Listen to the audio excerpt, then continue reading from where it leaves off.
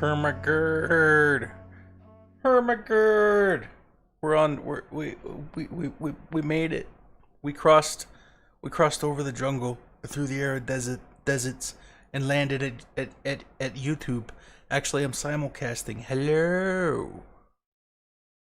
I've got so many different buttons to press now. I have 50 programs open simultaneously on 13 monitors. I'm getting a tan.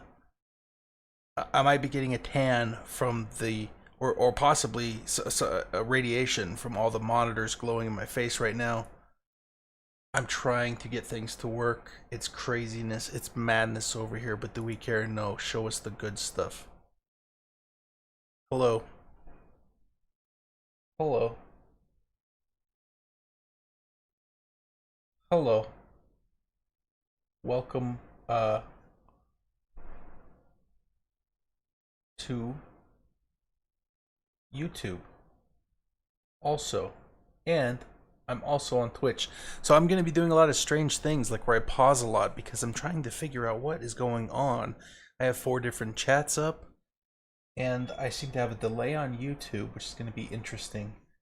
I'm going to see if I can fix that. So bear with me. We're going to have a couple technical difficulty things as I flip and flop around, looking for both managing chats and trying to get the speed up. Like, okay, I noticed that on YouTube right now, I'm definitely a little bit delayed. So this is gonna be a horrible stream. I just want you to know that. This is, you know, brace yourself. That, yeah, normal latency. Okay, so I don't think I can change that now that I'm live. So we're just gonna have to go with that. So if you type something in chat and then I respond 5 minutes later, that's why. Today, tonight, right now, we're finally getting back into some pod racer goodness. I'm gonna sit down and I'm actually gonna do the things that I like to do, which is 3D model. It's crazy, I know.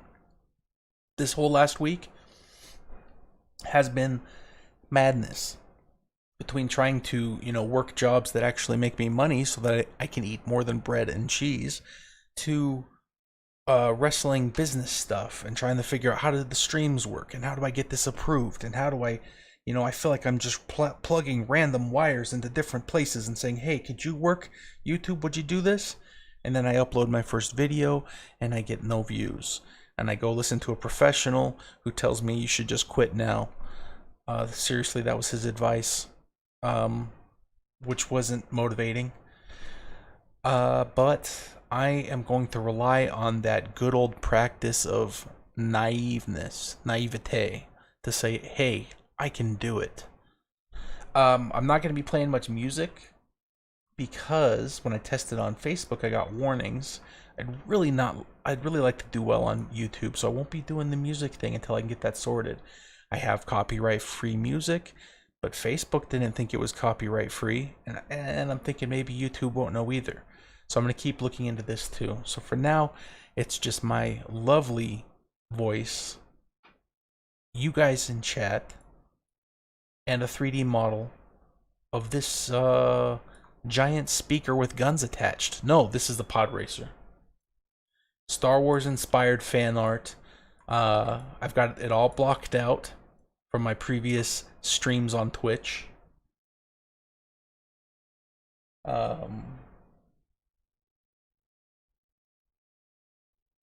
And yeah, I'm gonna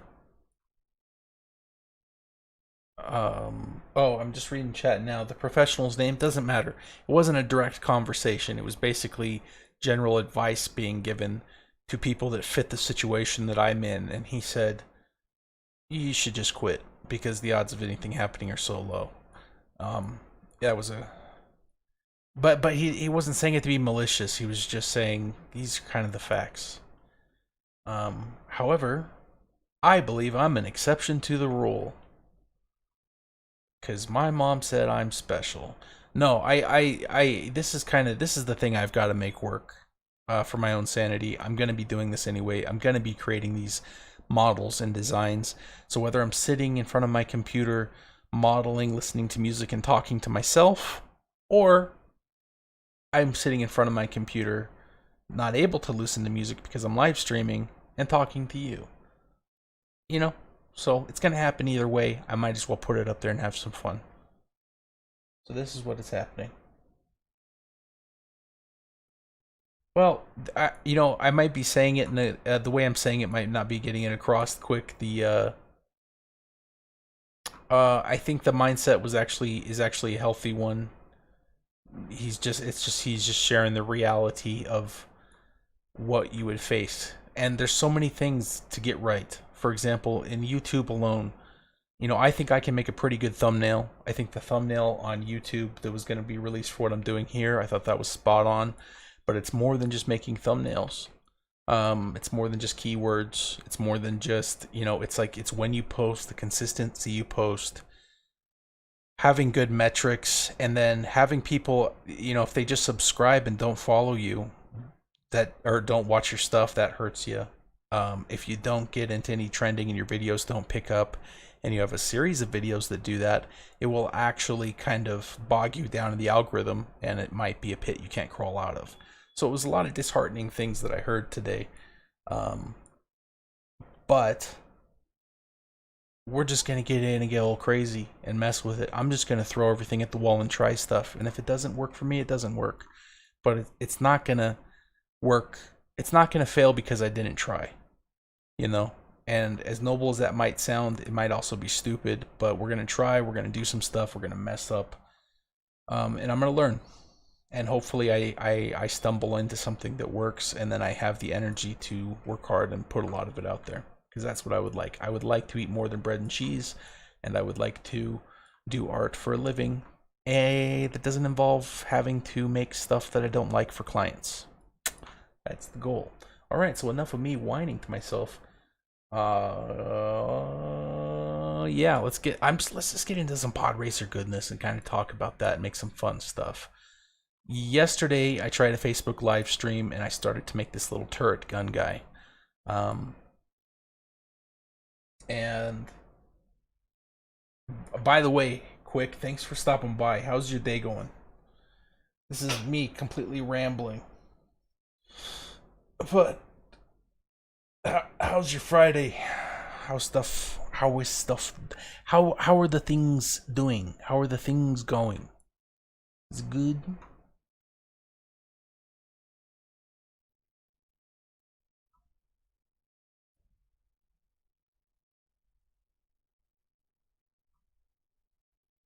Is it goog? See this yeah. So we're gonna make this little ball is gonna turn into a rotating gun. And it will rotate and turn and destroy the competition. Yeah. Let's look at it from here. So it's gonna rotate like this. Whoop. It's gonna rotate like this. And then the center piece here is going to be able to rotate like this. So that's what we're going to work on first.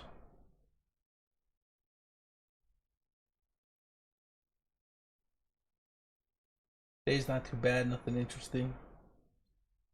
Man, my day went fast. But I did get a little nap in, which was nice. I had the craziest dream. In fact, I need to put a little journal by my bed so I can write this stuff down. I had a dream that either I was watching... Okay, this is a whole crazy thing. I don't even know if I should get into it.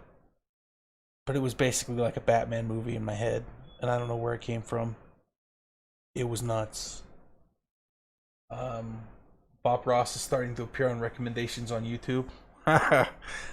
So I wonder if that's what I'm getting linked to. Today, we're just going to make some happy little clouds. And it really doesn't matter. You can just have fun with it. Here's a little happy little tree. Today we're going to make some happy little missiles. And these missiles are going to be able to fly at your enemies. They're happy little missiles. They will destroy everything in its path. Doesn't really matter if you get them right because they're just explosive. Got jokes over here. No, so yeah, the dream. Boy, I don't know. If I start talking about this, I might not even start modeling. It was. Do you ever have vivid dreams? Like the kind of dreams that are like. Even if you wake up and you know that it wasn't real, but it was so real. This dream was like that, only it was full of like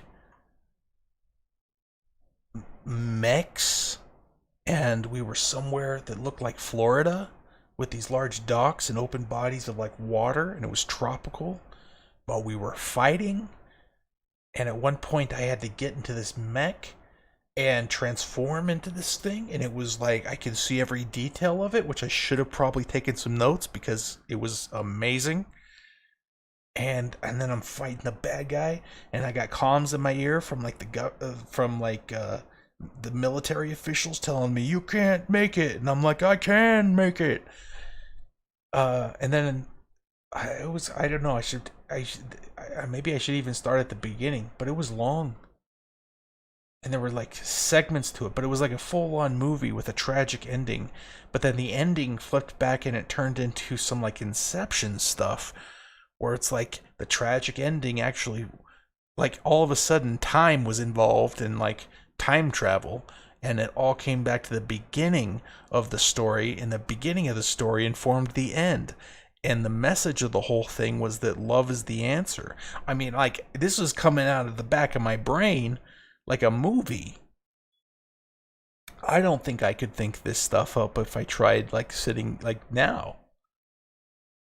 It was so crazy. Maybe I just tell that whole story. It was wild.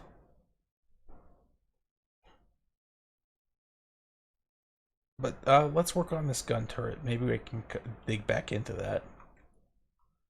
Unless I'm leaving you with a cliffhanger, and then I'll tell you. Um, First, let's work on this guy. So, alright. So we got our little gun. We need to cut out the area for the gun. And if anybody, you know, I don't know if I'll do this for the... I don't know if I'm going to talk to this live thing like it's a recording with audio that I could reuse. Like I'm talking to people that aren't here. That's a little weird. I was about to say, you know, for any of you that don't know what program I'm in, humma hooba heh. But I don't know if I need to do all that. I'm going to talk through what I'm designing though. Yeah, I'm in a program called Moi, Moment of Inspiration. It's a great little piece of software, very easy to use. It's Boolean modeling. And NURBS modeling. And NURBS are, well, what you see in front of you. You have these edges, and then the computer fills in the edges with surfaces. And when those surfaces are watertight and sealed together, watertight meaning if it was a real object and you submerged it, it wouldn't leak. No water would get inside. If it's a completely closed mesh, then it's called a solid. And solids are good for being able to edit. So each one of these little yellow things I click on, those are solids. So what I can do is I can draw simple shapes like this square.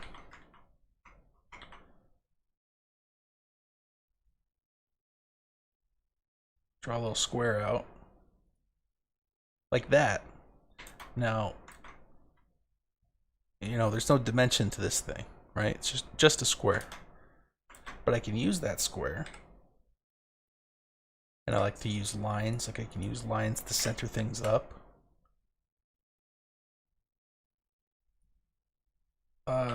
I'm gonna Bob Ross the shit out of this stream. So I can use a square like this as a cutter. And if I select the thing I want to cut and I use a Boolean operation, boom, let me go to my other view before I delete the square. See, it projected that square all the way through the sphere and made two separate solids. So if I delete this square, there's one solid now and there's another. If I delete that, look, it's like slicing out of a cheese wedge. So that's kind of the basics of what I do. I work with some primary shapes. I cut into it. I add to it. I take edges like this. Like I could take these edges if I want. We'll just do these two here. Like I could take these two edges. I could run a fillet. Boop, curve it. Or I could run a chamfer. Make a little angle. So that's what we are doing. We're making a pizza pie, a pod racer out of 3D. It's not actually pizza. You cannot eat it. This is all digital. I had a vivid dream once. I was the Thing from the Fantastic Four, and I looked at my hand, and there was a... Whoa. Whoa. That's heavy.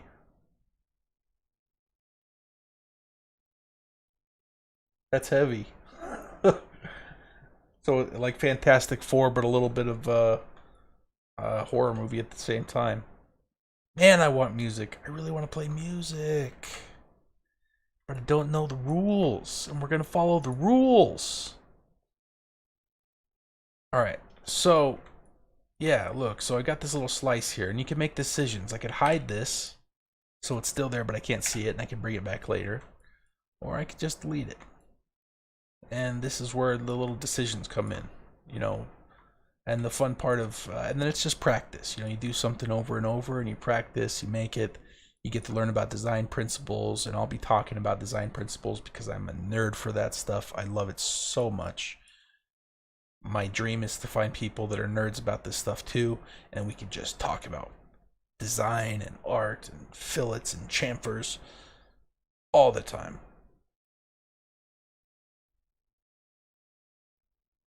Yeah, I bet that would scare me. I mean, that is a visual for sure.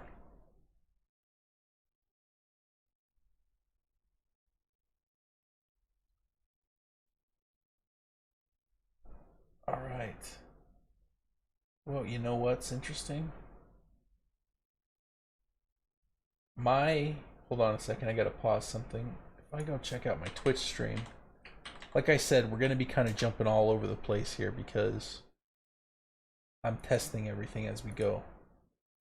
If I jump over to my Twitch stream right now, oh, I guess it's updating. 2, 3, 4, 5, 8, 9, 10, 11, 12, 13, 14, 15, 16, 17, 18. Dang, I'm at 20 seconds and the YouTube is still not updating. Alright, so, dang. Alright, so Twitch is on about a 4-second delay. YouTube's about 20. Interesting. Alright, well, at least it's moving. It's working.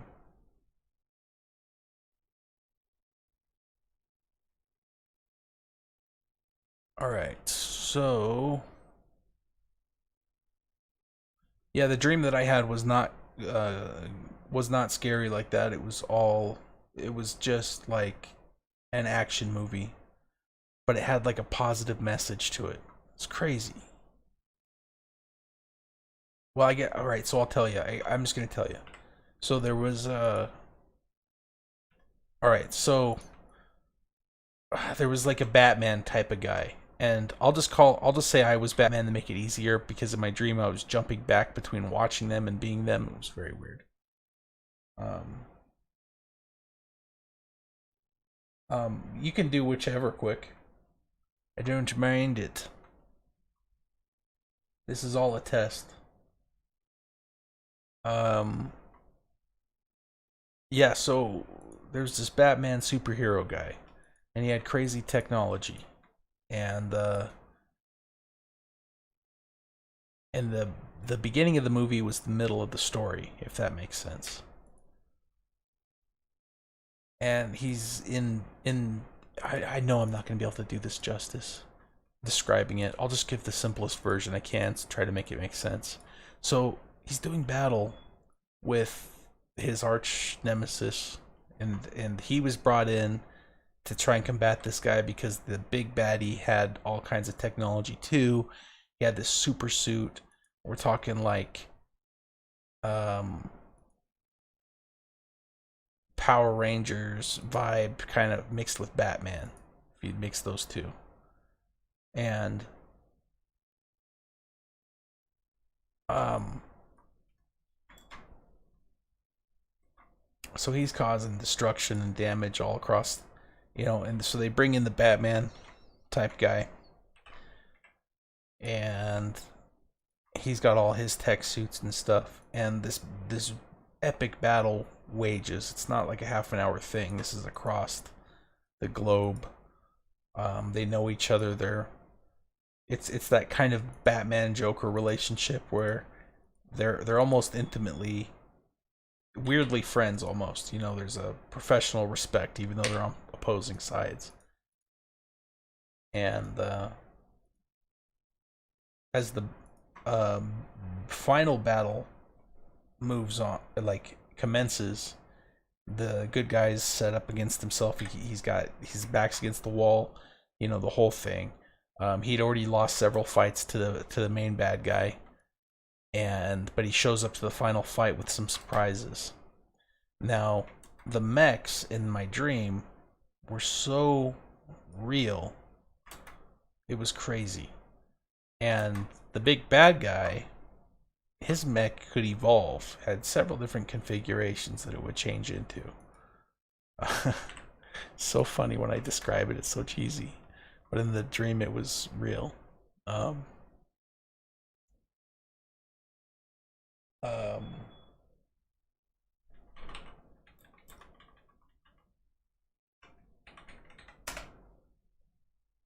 Hello.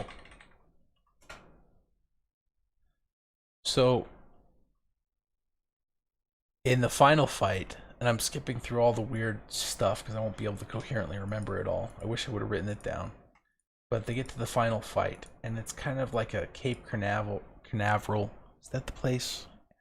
Like, oh, it was like a Florida vibe, but like beaches with long docks, military base, blue water, and somehow they had gotten the bad guy out away from major city centers and stuff, and they had found a smart way to get him there for this final showdown, Wild West style, and they had set up booby traps for him. But the only way to dismantle this guy's tech, his mech suits, and all of this power systems that he had and everything, they had to get him in this one zone out in the middle of the bay. And the Batman type superhero, his job was to use his tech, even though it wasn't as good. He was going to fight that last fight, possibly not make it, but he was going to get him out into the destruction zone to end it all, get it done, make a sacrifice, be the hero. But throughout the dream, skipping over these parts, he had made some improvements, made some advances, and he was coming with some more firepower that nobody knew about. And he didn't know if it was going to work, experimental, and all of that. So the big bad guy shows up, and they go do battle, and superhero Batman's keeping up, putting in the punches and stuff, but he's getting knocked down, getting smashed, and when the big baddie transforms into his next configuration, the Batman guy had kind of like a mech, but it was like also a car. It was like a bulletproof tank, and he was trying to ram him out into the bay so that the military could come in and vaporize the dude. But he couldn't make it happen. So just when you think the superhero guy's down and out, I have no idea why I'm telling this whole story, but it was just so vivid. Bad guy transforms into his next form, and I might have to try and draw this and model it out because I can still see it now. Takes on the new system and the new mech suit, and it's gigantic, 3 stories tall. We're talking Iron Man times 50, and the big bad guy goes to crush the vehicle that the Batman type superhero's in. But just then he hits the button, and he's got his new super suit that he was going to test out, and the reinforcements explode out of the thing, and he transforms too. And it's the alloys start to crunch, but then it's like you get a cross-sectional view, and the ramparts inside like explode out and reinforce and push back, and then you get this moment where they're both staring at each other. The big bad guy can't crush him, and the superhero is evolved with his new power, his new strength, and he's ready now to go toe to toe with the guy. They do battle, they fight, they're crushing each other, and they destroy each other's suits. They end up falling out of them, and then now they're just 2 people. They're exhausted, and they're looking at each other, and there's a moment when the superhero guy could win, but the weirdest thing happens, he doesn't. Like, he's right at that point where all he needs to do is finish the bad dude off. But there's this weird kinship with him, and he doesn't do it. And then one of the supervillains' assistants or whatever comes in and shoots a gun, kills the superhero while they were making eye contact. While the good guy and the bad guy were locked eyes, and the bad guy actually reaches out for him in that moment. He didn't want him to die. This is a weird thing. And what else happened? There was something else. Dang it, I can't remember the conclusion. That's gonna kill me. There was something of it that was tied to love, being like the ultimate power or whatever. It broke through the guard, and instead of having to make all these big blasts and explosions and this epic whatever finale,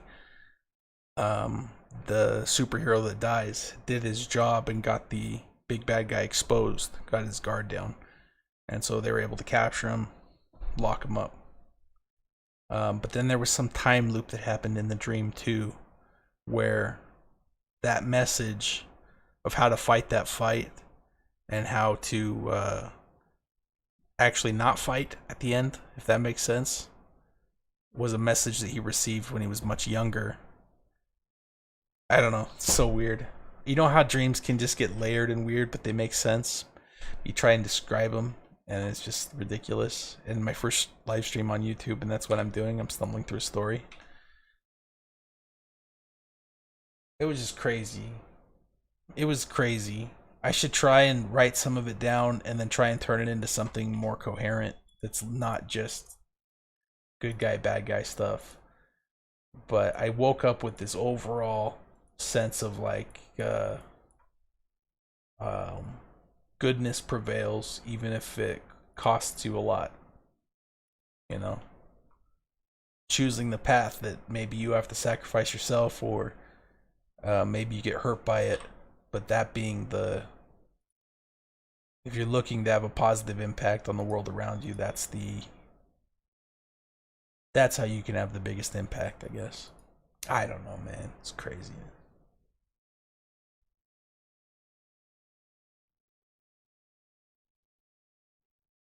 Yeah, it was madness. Yeah, the Batman guy. I say Batman because that's the closest superhero I can grab a hold of, because it's like a cross between Batman and Iron Man. Basically, a normal human with immense access to powerful technology. Basically, take that, mix it with Transformers. Yeah, exactly. Quick, mix it with Transformers, and yeah. But I think somehow the message. But I don't normally have dreams that have a message to them like that. That's what was weird. And this all happened from a hour and a half nap, because today I was up early grinding and getting all of my stuff done, and I just had to take a quick nap, and boom, that happened. I mean, when the hell do you have a dream about self-sacrifice and the power of love? Like, what is that about? I normally have dreams that are not that. Weird. I really want to get a notebook by my bed, because I bet if I'm sure what I would have written down would have been incoherent, but that's the kind of stuff that can start. Certainly, at the bare minimum, inspire some art pieces to do.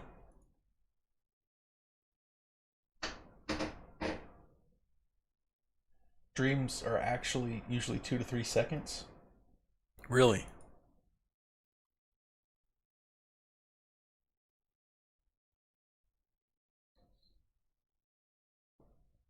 Yeah, I heard that they normally happen right before you're about to wake up. It was an entire lifetime, man. It was a whole movie of a person. The stuff that I'm not even sharing is like how this superhero guy started and how he came to be what he was. Like, there was a whole story there, and it linked back to his childhood. And the original thought and message at the end of the film, because he could have destroyed the bad guy and just gone on and been the hero and everything, but he chose a different path that I didn't describe very well. But he chose a path that would help his greatest enemy and give that person a chance to change, to evolve, even though it would cost him his life. So instead of pushing him out into the zone, which he could have, he chose a harder path and inevitably killed him. But in doing so, that horrible enemy guy recognized what he did, and it shook him, broke him. And the message to do that, the idea to do that, was a message that he had received years ago as a child that didn't make any sense. And that message came, it was like some weird time loop thing. A message from himself or something. It was super trippy.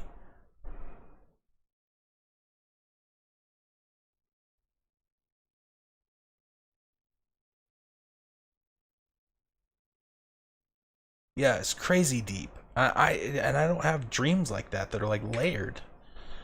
I I wish that I could describe it better because it was, but that's how dreams can be, you know. Like sometimes like you try to talk about it, it turns into an incoherent mess, but the experience was very real if you had it. Ah, something else.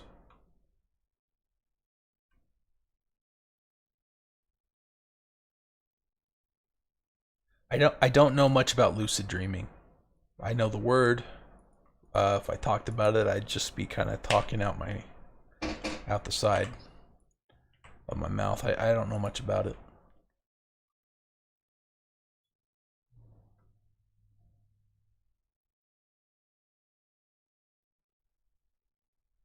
All right, so I've been noodling on this little block here, kind of nestling it in. This is going to be our gun. Now I need this gun to rotate though, right? Like this. And this is what goes on the side of the pod racer. So right now this block shape isn't going to work. Do you know about lucid dreaming? Quick.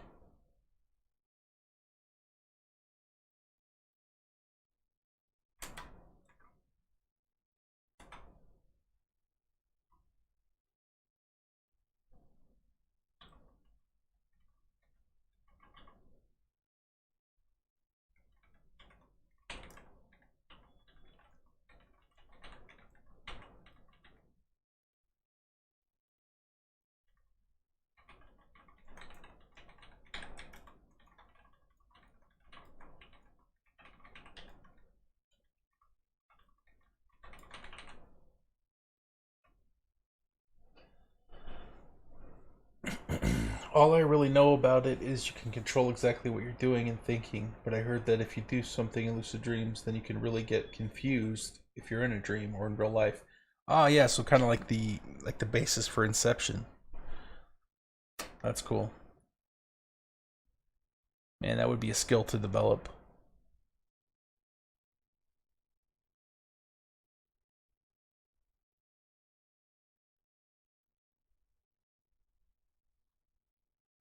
Alright, so we need to get this thing to be able to rotate, or to look like it could at least. So I'm thinking at a minimum, alright, so at a base configuration, it's going to shoot straight ahead, right? And, let's just go to our side view real quick. We know that it can rotate like this, right?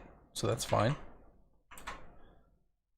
So the only angle that this thing needs to rotate is out to like 90 degrees.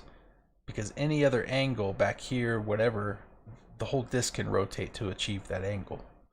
So the only part of this wedge that we need to get to rotate is this back section here. So that's the side we want to curve, if that makes sense. Alright, so let's curve that right now. Now, we're not being engineers. This is not something that's going to be made. So the idea is more, but we still want to think about it, make it believable.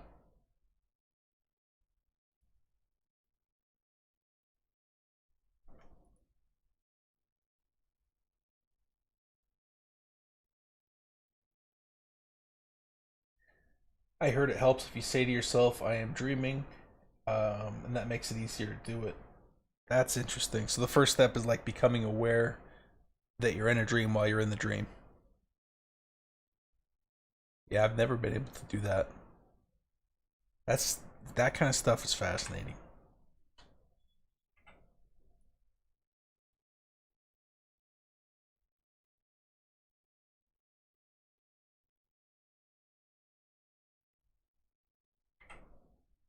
All right, I don't even think we need to get the radiuses right on this. I'm just gonna center it up. It might go more than that. I always like to look for distributions between cuts. Like, I don't want to cut this directly in the middle. I'm going to shift it to a side. That's called the 80-20 rule. It has different names. I like to call it that. Where if you look at the length of a line, And I'm going to keep, 20% here and 80% here roughly, or 70-30.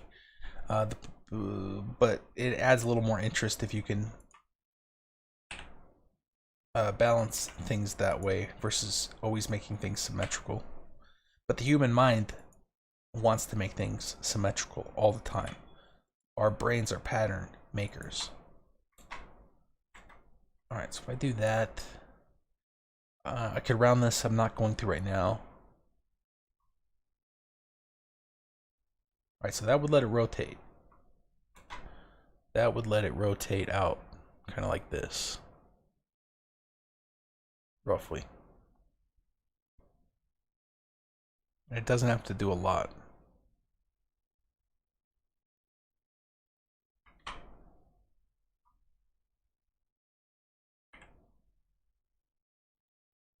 Maybe I go there with it. No, let's go here. Let's go here, and actually maybe I will shave a little more off.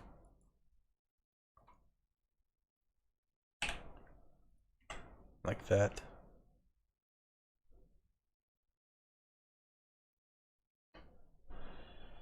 Yeah, hey Quick, thanks for dropping in. As always, I sure appreciate it, man. Get some good rest. Maybe try and give a lucid dream a shot, huh? But thanks for stopping by.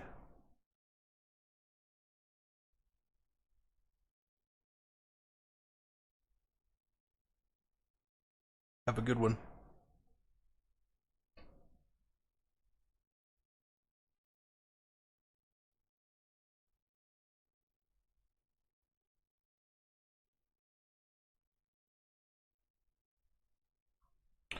I'm gonna keep talking to myself and practicing.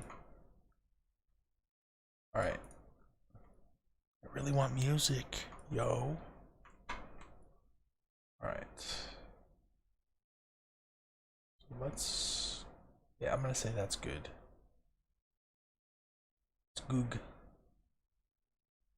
Alright. So I want to fill it this.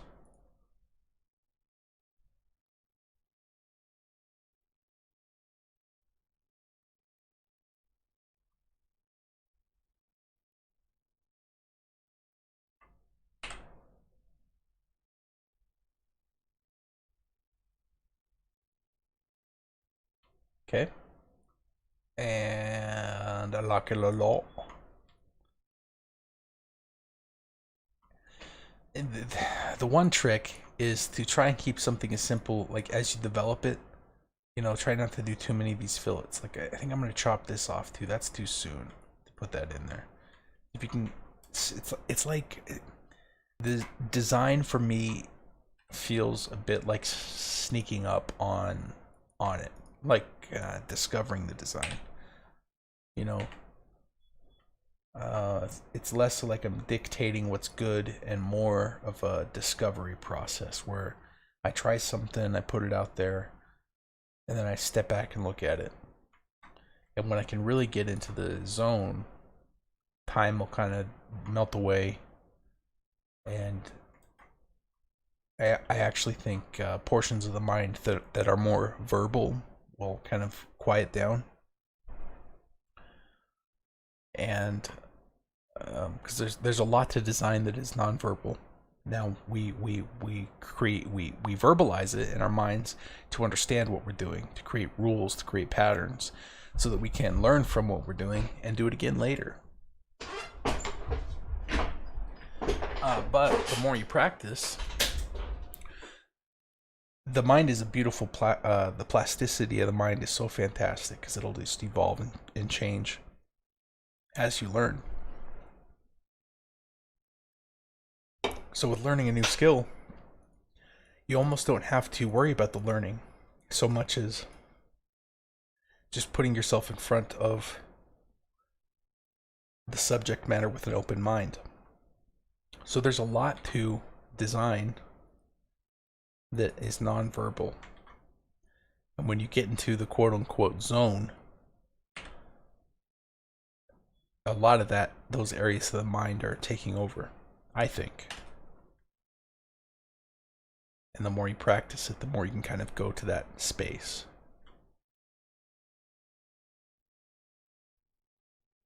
So regardless of what you're making or what you're making it for, I think it's very good for the mind. It's certainly good, relaxing. Uh, it can be kind of meditative almost. Which will be the interesting thing about doing the live streams. Like I already noticed that I'm kind of talking and just kind of spinning it around and looking at it. I've got some new skills to develop where I'm going to be able to talk and interact and keep working at a clip.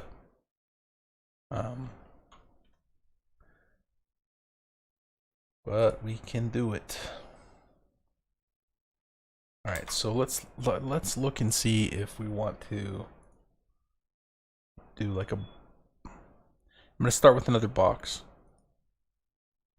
So let's do. Here is the other cool thing about Moment of Inspiration. You can just grab edges, paste them, join them, and now, whoop, I've got my own little square, separate from the box. So I can take that and I can run an offset command.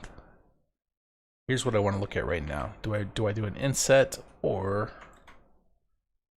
extrude it out? We build a gun out here. And again, working with primary shapes.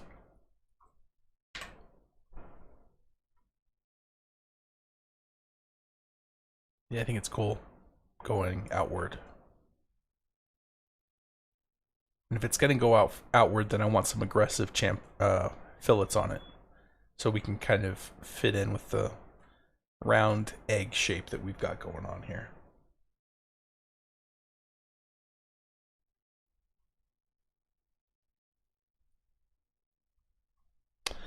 Oh, and you know what else I want to look at while I'm on stream is if I go to my channel now, I think it's going to show that I'm live. Now, can I update? Okay, so while I'm live, can I go to my studio and add additional analytics to my live stream? That's my question. I think I can. Videos. Live. Yeah, see, I see it. So now if I go...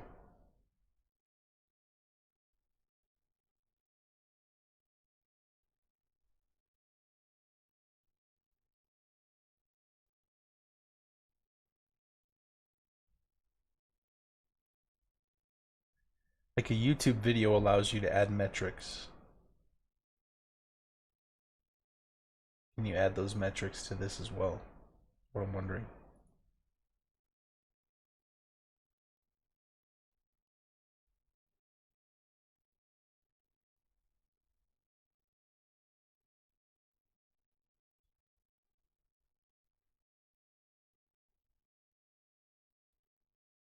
Yeah, details, tags. Yeah, see, on the live stream I didn't see tags, but if I go into here, I think I can add tags.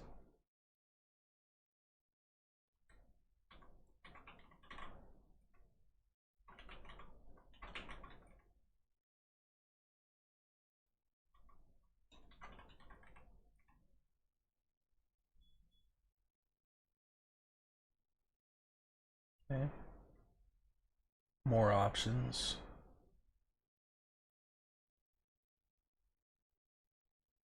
Select language. Yeah.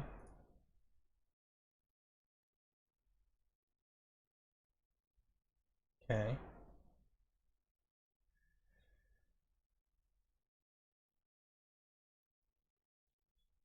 Okay. Save.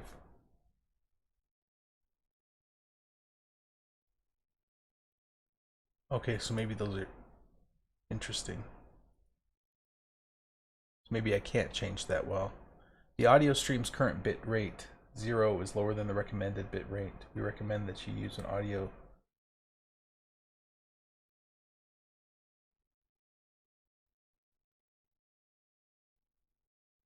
Check. Interesting.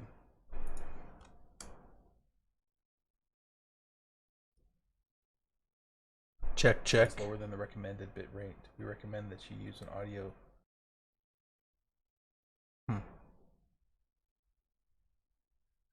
Alright, well, I'm just gonna keep going. We'll see what happens.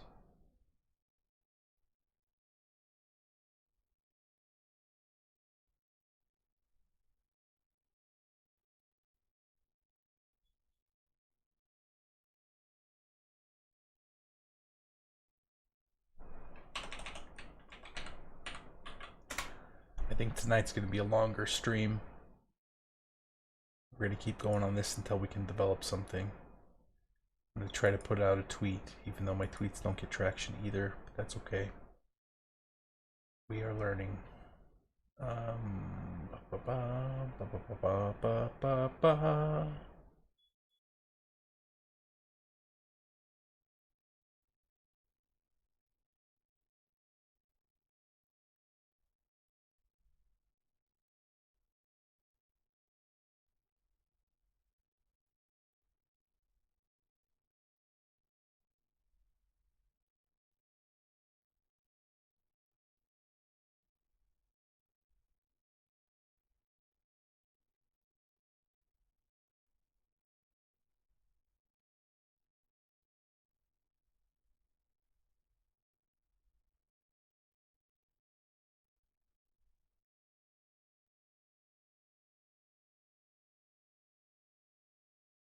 Leave page.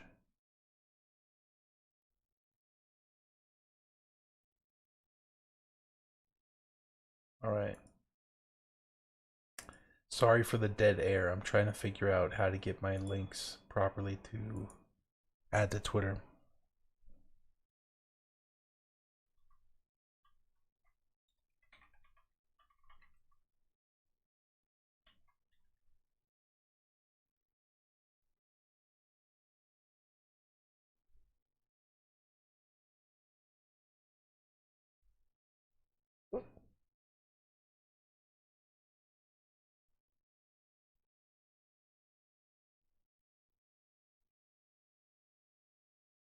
I like my little thumbnail that I made for this. I'm going to put that on Twitter too. I'm sorry that I'm literally talking about the things that I need to do out loud. It is what it is. The moment. YouTube, live stream, thumbnails. Got it.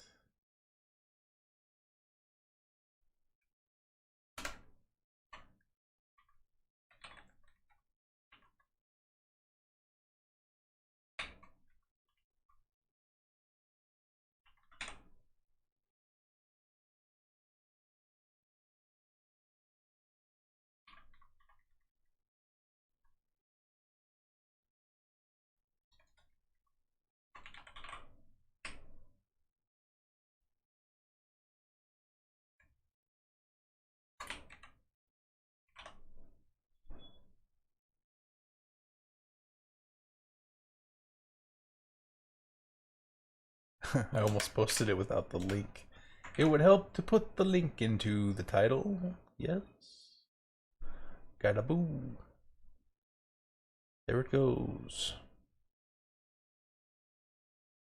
Out into the ether.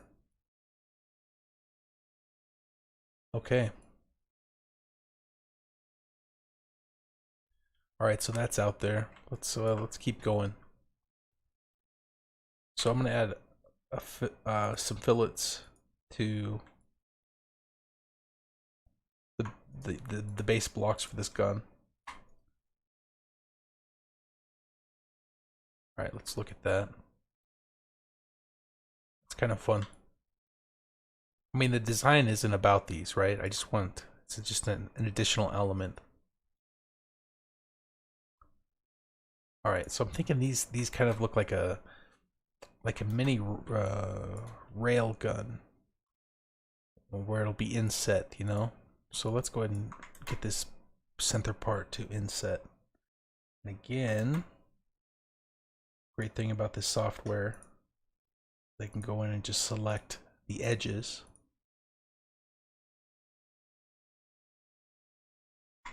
Run a copy paste and a join.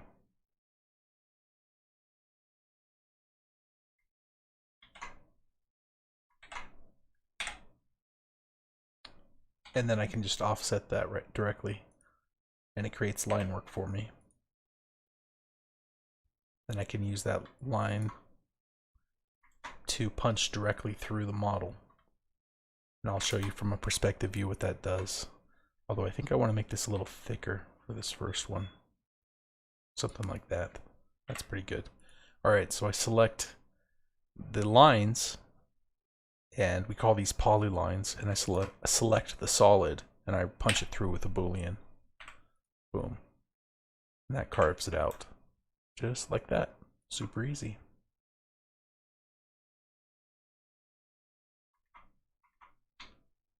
Alright, so I grab that.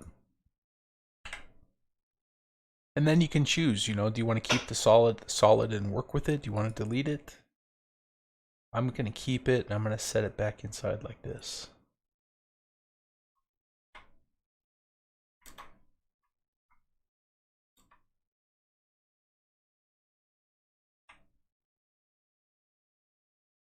About right there, I think.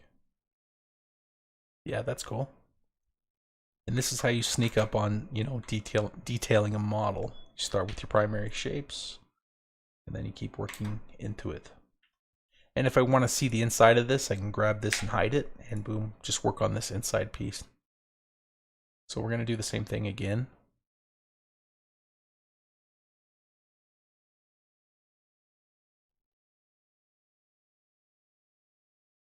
And I'll show the whole model in a moment. But what I try to do is keep it all at a similar level of development. So I try not to develop any one area too much, so that the level of everything comes up at the same time. And that just helps your eye, it helps you make better choices overall. Same thing if you're doing a drawing. Some people can start at one side of a drawing and just complete it all the way to the end. But most of us, we work the overall picture, right? You block it out and you refine it and refine it. So I'm doing a little bit of work here just to kind of get an idea, but I'm not going to do so much. Here's the overall. So you can see there's lots of work to do, but the primary shapes are all kind of there.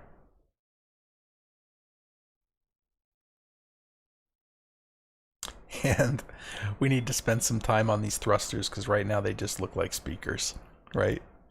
Little cone. We'll need to find a way to pump those up a little bit.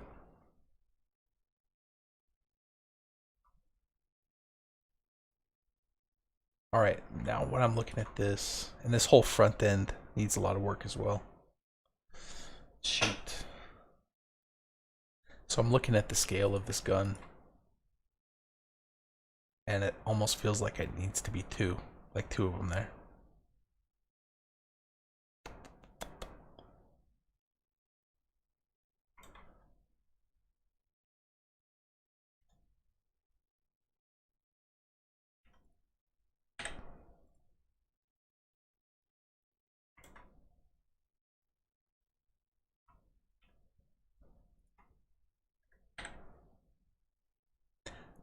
I run a union, groups them all together, makes them one mesh, one solid.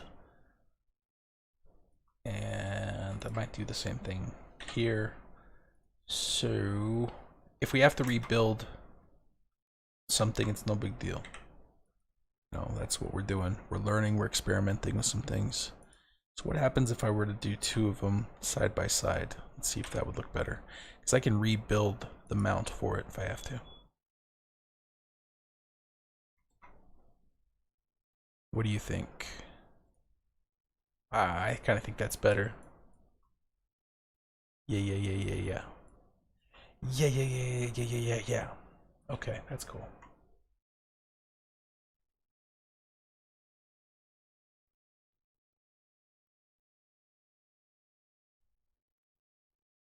Alright, my stream is giving me a notification that my audio bitrate is too low, so let me go into my settings.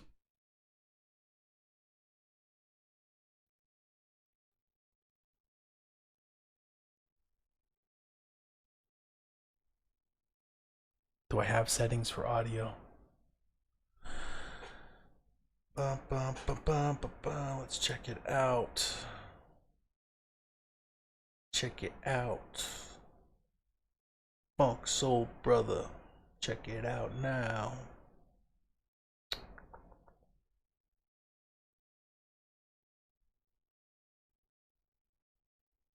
Audio bitrate I've got set to 160.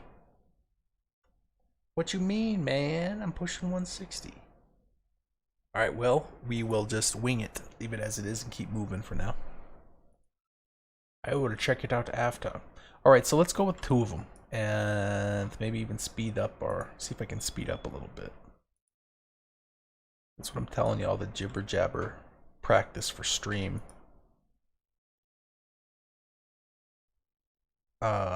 Is making it harder for me to move fast. What if we just cut that whole thing out? And then just like run a... We'll just put a cylinder in between for now and take a look at what that looks like. I think so. I think so. Alright, let's grab this centerpiece. And let's cut it. Again, I grab my line. I just make a line. And then I use it as a cutter tool. When I run my Boolean operation, it splits the mesh that I have selected. So now I have 2 pieces. So now I can just grab that, hit delete, bada bing. Okay, I like it. I kind of like it. So now we can grab these outside pieces, do a union, and that's all. Oh, it doesn't want a union. That's okay. I can mess with that later. Troubleshooting sometimes you have to do, and I think when I get around to making tutorials, I'm gonna make some short tutorials just on troubleshooting when you run into issues in your modeling, and I will make it software specific.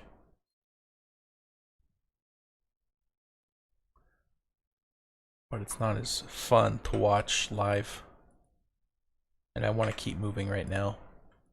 Alright, so we'll put a primary, just a little cylinder in there. Let's line it up.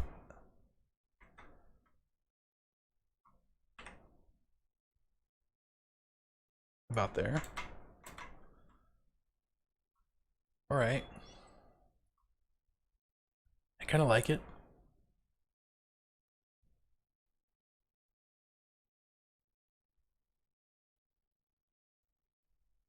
So, alright, so this is kind of at the level of everything else now. So I'm going to step back from these guns now. I've got something that works. We made some good decisions. We've got the 2 pieces.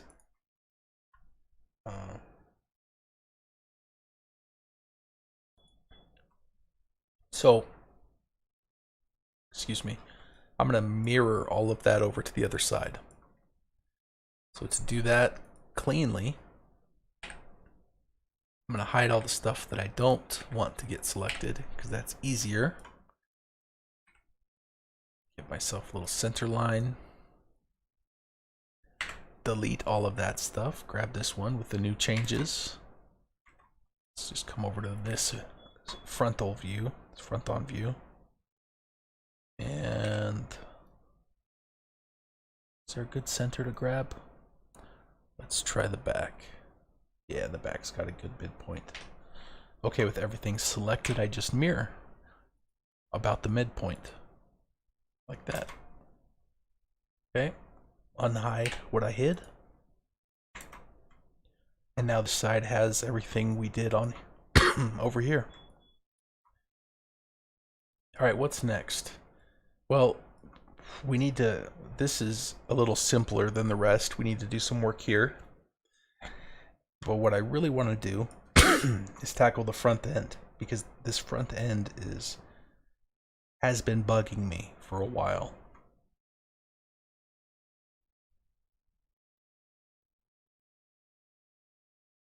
So let's get on that.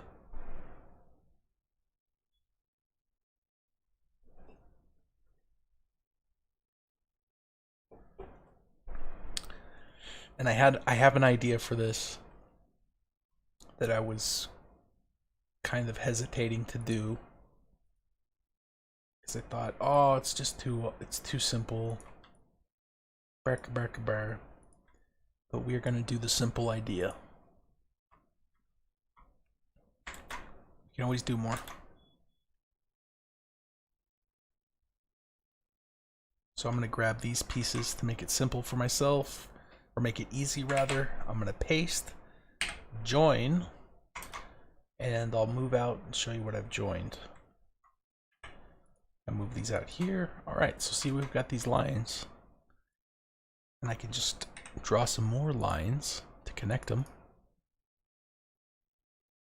A boop, a bop, connect them again.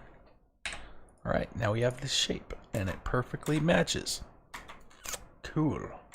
And now if I run and extrude, the software knows to make it a solid, and it'll go boop, here's your solid. And I can change by moving my mouse, I can change the thickness. We'll start with something like that.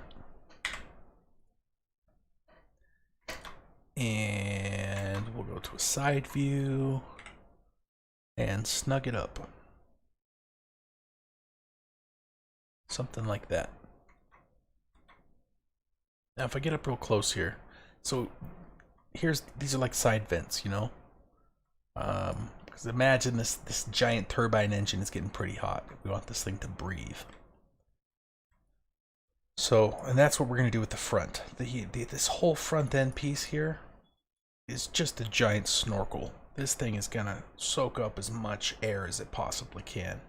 And it's using that, like a turbine engine will use, sucks in air, pressurizes it by pushing it down into a focused area, and that pressured air, you inject fuel, light it on fire, and boom, pop it out the other side with thrust. And if that's not true, we'll pretend it is. The point is, and we know enough to say we want this front end to be like a giant radiator, or a giant air intake rather.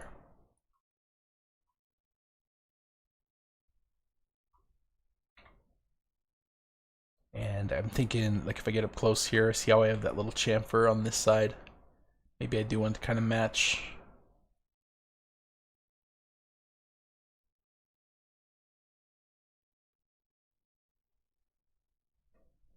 When doing jobs professionally,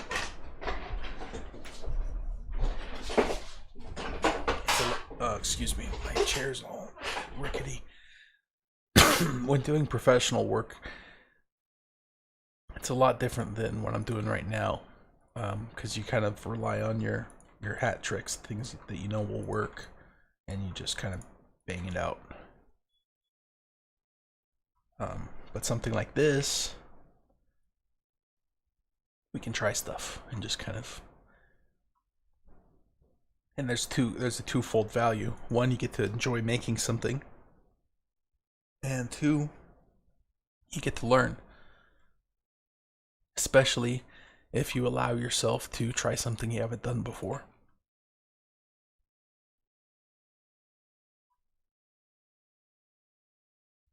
So what I mean by all that is not every decision I make do I know or have the perfect picture of where I'm going to end up. Now, the more you practice and study, the more you're able to visualize what you want before you even create it. But in my opinion, when it comes to learning and experimentation, nothing beats learning by doing. Just trying stuff, seeing what happens.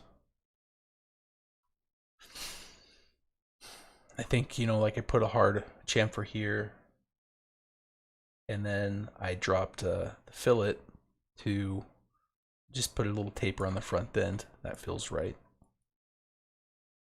And I think now we want to kind of cut into the center of this and add more venting.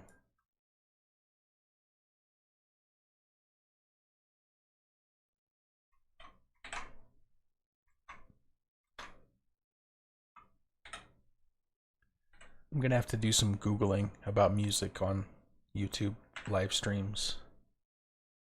Because I want to find out. I want to find a way to get some music on here. It just goes really well with making stuff, you know? Alright. So when I hide this, I've got this ugly business over here, right?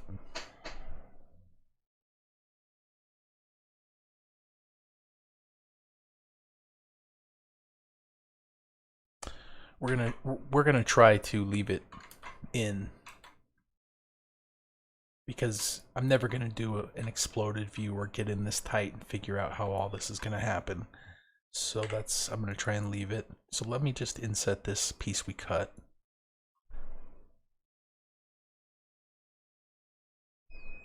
And we'll try to create a grill out of this.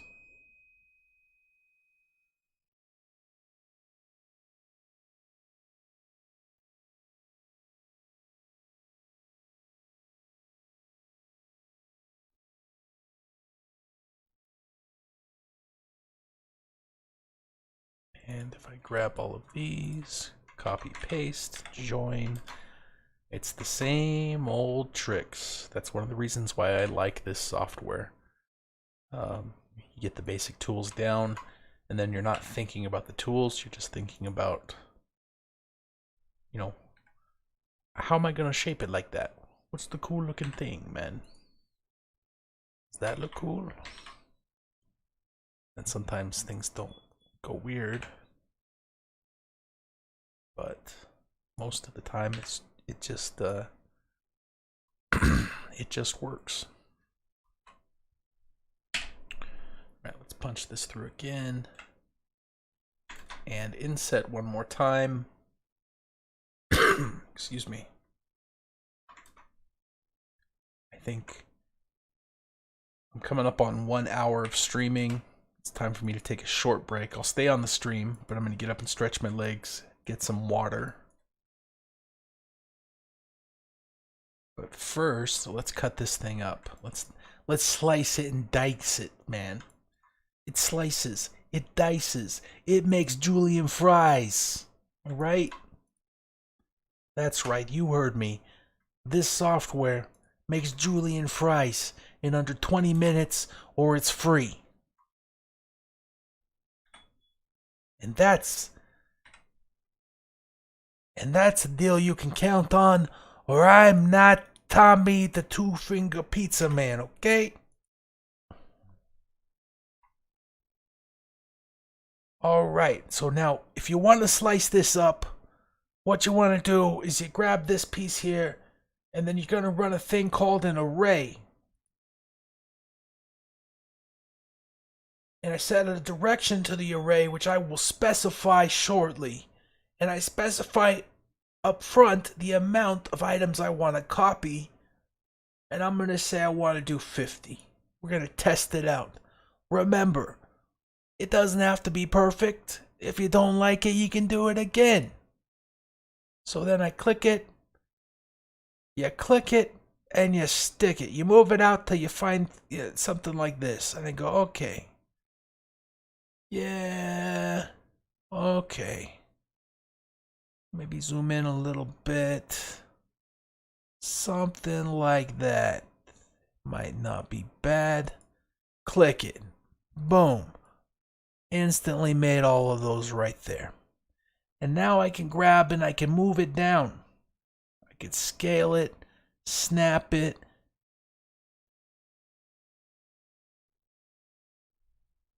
Boom. I'm trying to get this to go down there. I'm still trying to talk like Tony. Okay, that's not really working. Alright. When it doesn't work, you improvise. We'll do that. I'm going to move this over here. I'm going to draw my own little center line. Alright, this goes from midpoint to midpoint. I don't know why I'm still talking that way.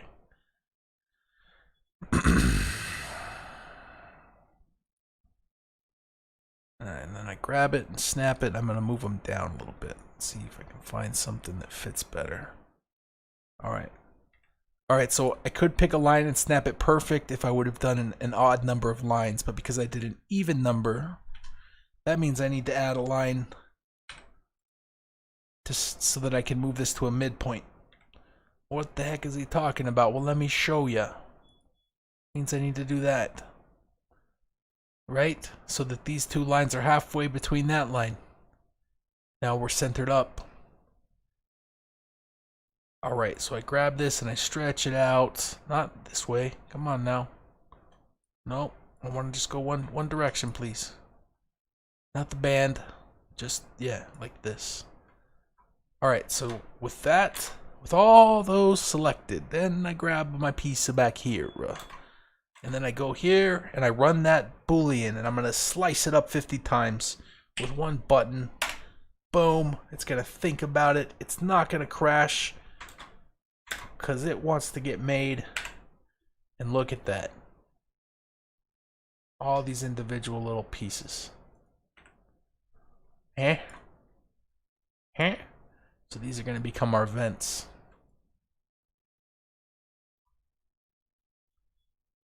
Alright. Yeah. So this is what I had in my head. And I was like, could you make something cooler than that? And I was going back and forth. When I was doing other work, I'm like, what could a better... I was trying to imagine a better front end than this. But this is cool. I'm fine with it. Alright, so let me grab all these pieces. Sometimes it's faster to pick them all instead of trying to pick all the edges. What I'm saying is I'm going to run a chamfer on these. You'll see in a minute. So we can create some space. Some like little fins.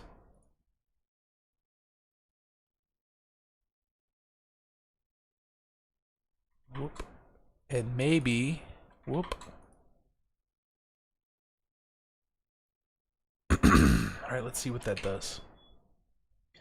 Chamfer. Little chamfer. Little bitty one. And it's gonna fail. Alright. Well, that means we do it the hard way.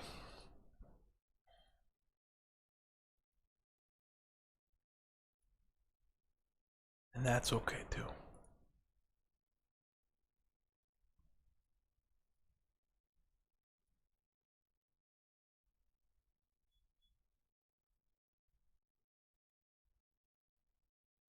What I love about 3D modeling this way is it's like I can sneak up on the design. You know, it's almost like you're working with wood or something like that. You know, it's like carving out pieces, building other pieces, attaching them, assembling something.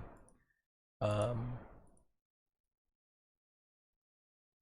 just fun.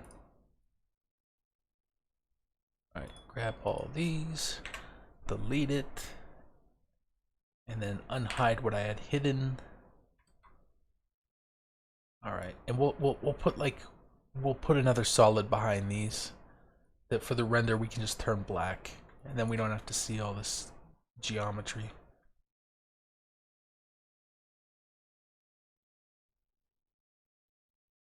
Alright, so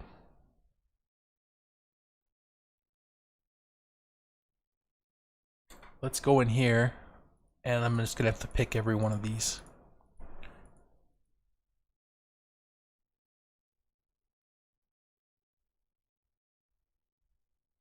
Ba ba ba. Ba ba ba. You know, when software as AI improves, I think one of the things that it's going to improve are things like this for 3D modelers and designers. Software is going to see what you're doing and understand the intention that you have and assist you to make these selections. So instead of taking the 40 seconds to a minute to pick all these, it's going to go and help me do it. Or I'll be able to talk to it the way I'm talking on live stream, but it'll understand me, you know, and be like, okay, yeah, let's do that. Bank. You want to see some options? Yeah, let's put a chamfer on these. Okay, like that? Yeah, maybe a little more. And then it'll do a little more. Maybe a little more. You know, and it'll give you feedback as you work. I think that's what's going to happen with design software. It's going to be crazy. Crazy beautiful.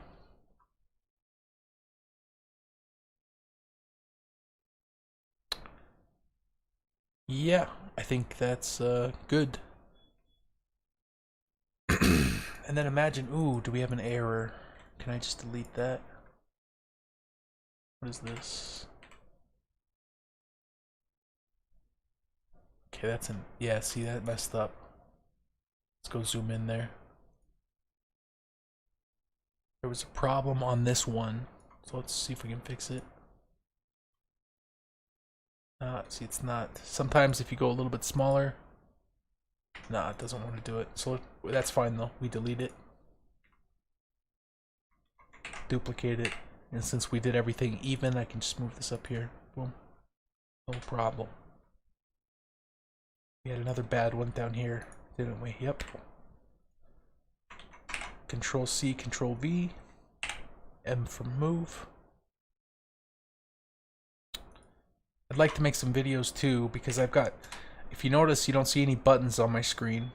Now the software has a lot of buttons, but I've got everything set to hotkeys. They're really easy to remember. So if I ever do a tutorial on this that goes more in depth, I think I'm going to include all of those too. Because once you add those hotkeys, I mean, it's as easy as using a mouse, you know. And I use a lot of standard ones that you use in other softwares. Control C, Control V, copy paste. You want a chamfer? Chamfer starts with a C, so you press C. You want to fillet? Fillet starts with an F, you press F.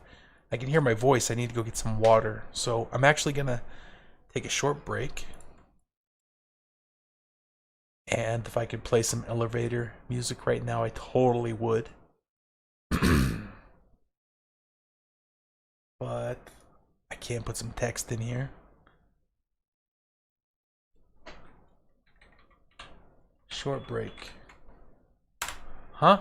Alright. So, let me stretch my legs. Let me get some water. And we can come back. This is going to be a longer stream. We're going to knock this little sucker out. Okay, I'll be back.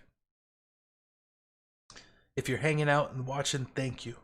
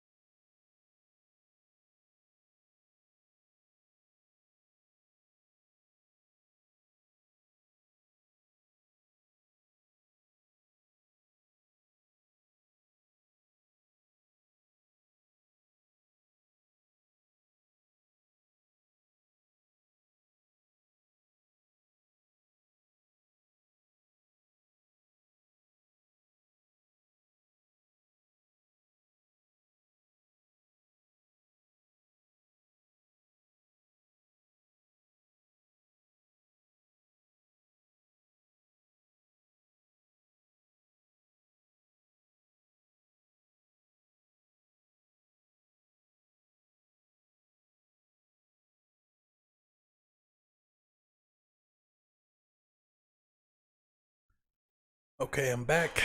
I've had some water, stretched the legs. It's a cozy little Friday night. I don't know what it's like where you're at, but where I'm at, it was raining, and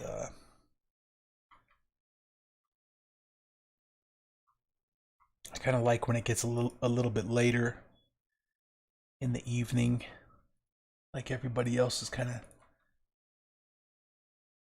going to sleep. Feels quiet.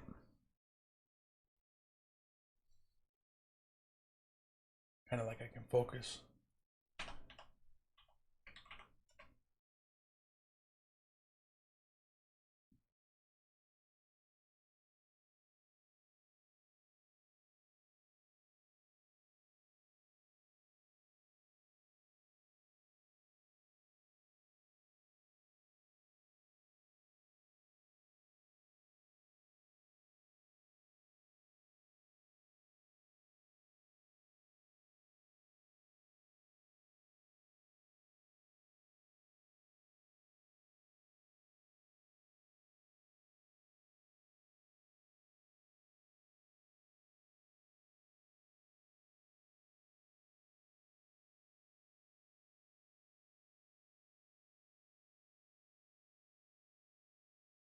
I'm just checking something on the settings real quick.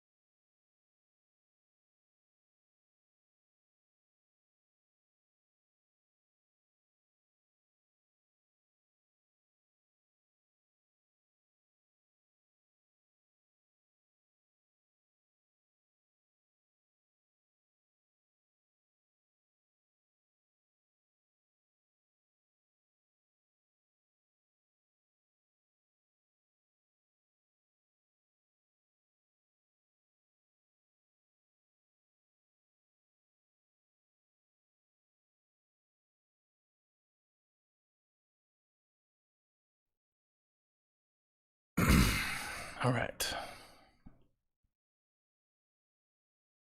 All right, so let's add a backing to the vents for now. And do that real quick. Control C, Control V, J for join.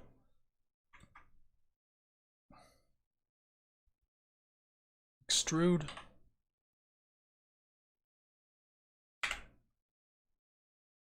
And then move it back.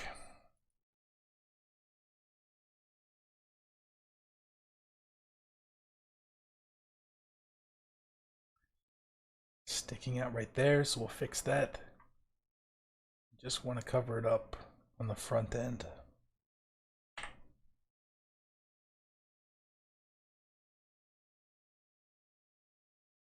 Go, yeah, like that. All right, so now we do another line in our side view, so we don't want it showing there. And maybe yeah, let's try right here.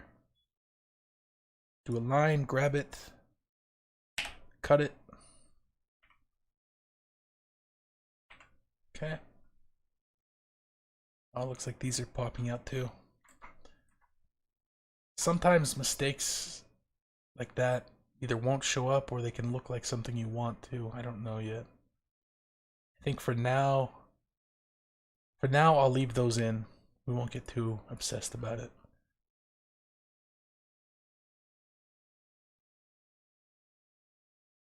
Here's another thing we can do. Select everything. Deselect the part that we want to work on, like that. H for hide. I'm thinking I'll leave this where it's at, but I'll just add a little fillet on this side so it'll curve on the inside. Then we don't have to get rid of this part. It'll look like it was intentional. Like that. Unhide. See? That's cool. Now these pieces here, we don't want. No, I don't think. But for now, we'll leave them. Well, you know, pretty soon we're going to put this in Keyshot to do some test renders. That's another fun thing to do, to kind of see how is the lighting hitting this. Put some basic materials on it, see how it's reacting. And that can help you make decisions too. All right, let's grab this front end.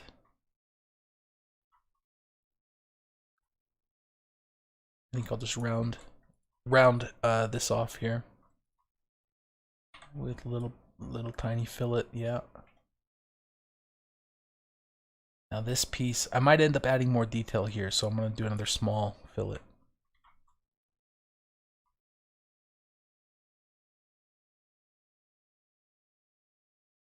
But I'm going to leave some space here.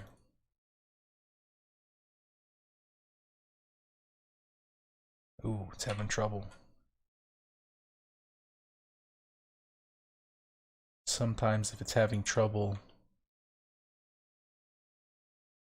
there might be a little small connection that's missing. Or it could be that these need to be rounded more. When a curve runs into a sharp piece like this, and it's not a smooth transition, or as smooth as it could be, that can cause issues. See how it turns real tight right there. The reason why it's doing that is because we just did an offset. And when it was clear out here, that transition was nice, but as we did an offset and shrunk it, it kept everything the same, and then it got tight right here. We also want to select that whole mesh and see if it's a solid. I have buttons that you can't see on the screen. One of those is telling me this is a solid, so we're good. So let's grab these pieces here and smooth it out. It will let us.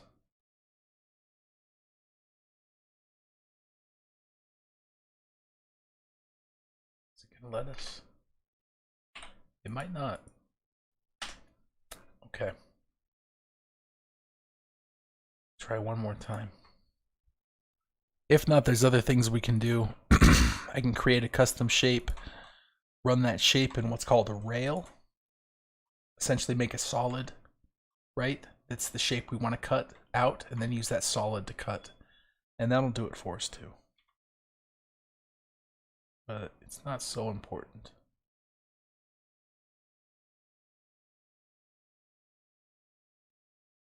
And this is the stuff you run into sometimes. And the more practice you get, you start to learn what to avoid, what causes the issue.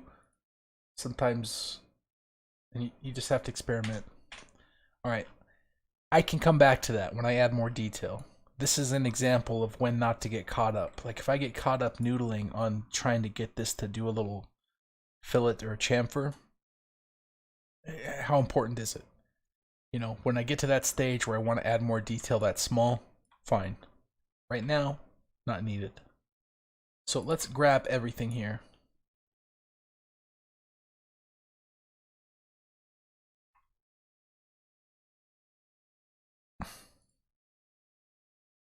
Momentum is helpful.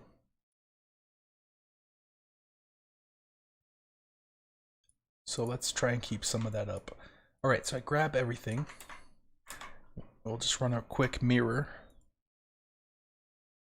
Ooh, look at those speakers. We need to turn those into thrusters. That's bugging me. All right, boom. Go back to the front. There it is. All right, now it's on both sides. Huzzah. All right. What's next? So we have several things to work on to kind of bring everything up to the same level. These back thrusters need help. We may add more detail here first, because I need to see if I can bring this to a place where it's looking less like a speaker and more like a thruster. Sometimes, now rarely is this true, and I'll explain why. Sometimes adding more detail will help.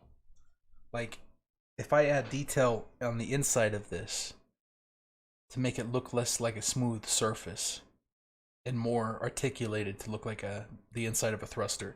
That might be enough. Most of the time in design, if you're seeing that something's wrong or it's giving you an impression like it's looking like something it shouldn't, adding more detail does not help. There's something wrong with the shape, or you need to come at it from a different angle. But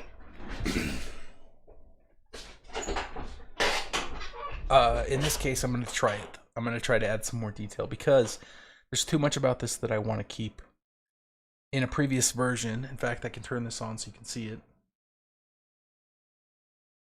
In a previous version, I'd built the thruster out more, and it looked more like a regular thruster.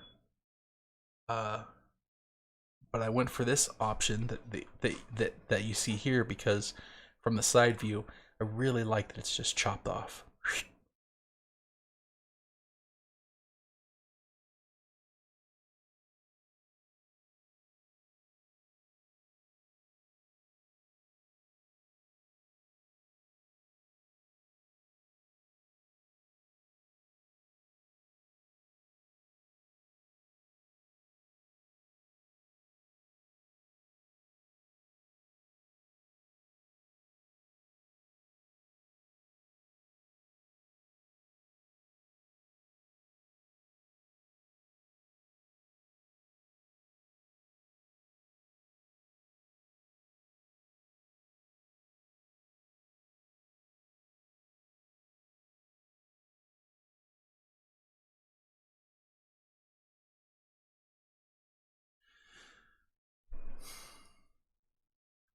Sorry, I'm trying to get that to turn on. Is it whips? Yeah, there it is. Okay, so here's some older renders. And you see that one that just popped up? Now it's have the metals peeking out the back there on this side. Yeah, so that's what I had before. And I didn't I liked the simple shape of taking that off, just chopping it. I liked the overall size, the massing. I wanted to keep that. So this is what we have. This is what we have to work with. I think it's a good direction, but we need to improve it. So let's get into that. I'm going to turn this back off.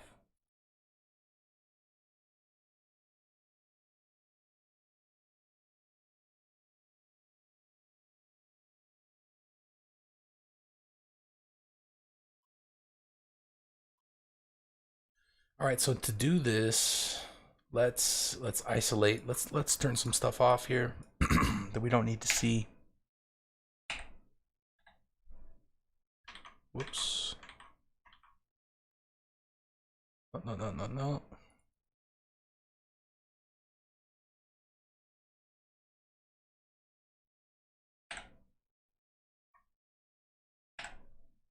Okay.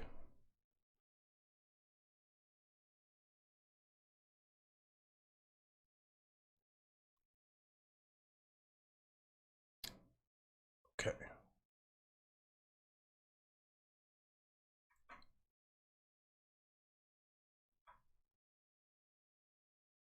Back.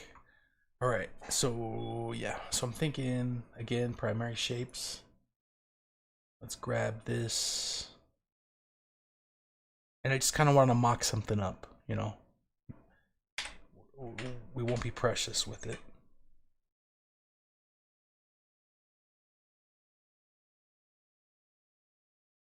Boom, let's give ourselves something we can grab. It's in the center, and I'm just gonna put like a rectangle here. I'm gonna put some like teeth on the inside of this. Like maybe there's an element inside that spins. Of course, that would make more sense on the front. Ah, well, all right, we'll see. We'll see. It's very easy when trying to make decisions about these kind of things to get caught up. Start second guessing yourself, and then find out that 20 minutes went by and you didn't make a move. So I like to just say F it and do it. because we can always take it out. So we'll be like this. Let's go here. I'm gonna make this a little bigger. Move it up.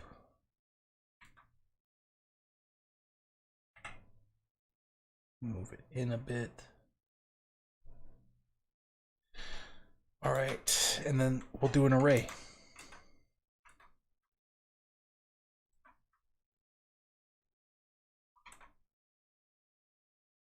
And this time we'll do a radial array. Like that. Increase the count. Let's try 50 again.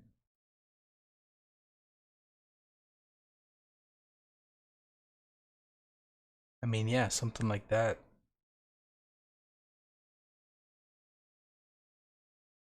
Say done. Let's look at that.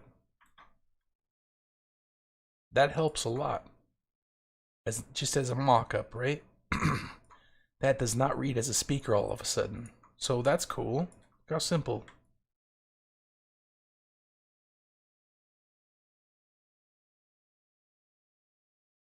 Alright, I think so. I think that's what we're gonna do. Alright, so since that is the situation, here's what we gotta do next. Let's make this one piece exactly what we want before we replicate it, right? So we don't have to do it 50 times. Sound like a deal? I'm gonna run a chamfer. Not that big.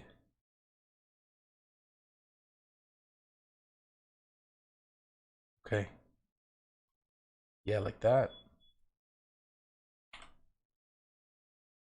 I know I want to round it on this side. Okay. Maybe a smaller one here.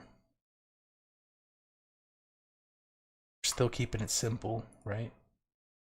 And I'm going to grab this whole piece, Control C, Control V, make it new, right? So it's its own thing. And extrude that.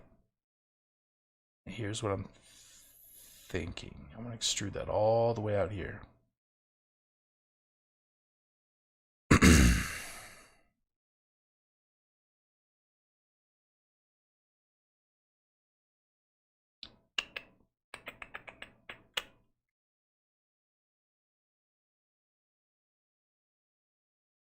Okay. Now,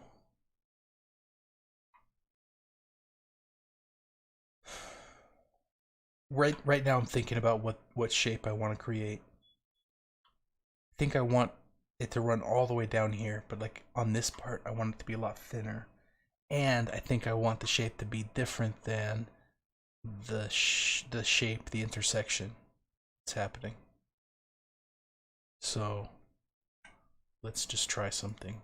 I'm gonna draw on top of the surface what I'm thinking. Maybe like this. And like that. So it'll jog. Boom, boom, boom, boom. And so it moves from like thin. I'm looking at the distance between this large surface that's already made and this these pieces. So like small, medium, large.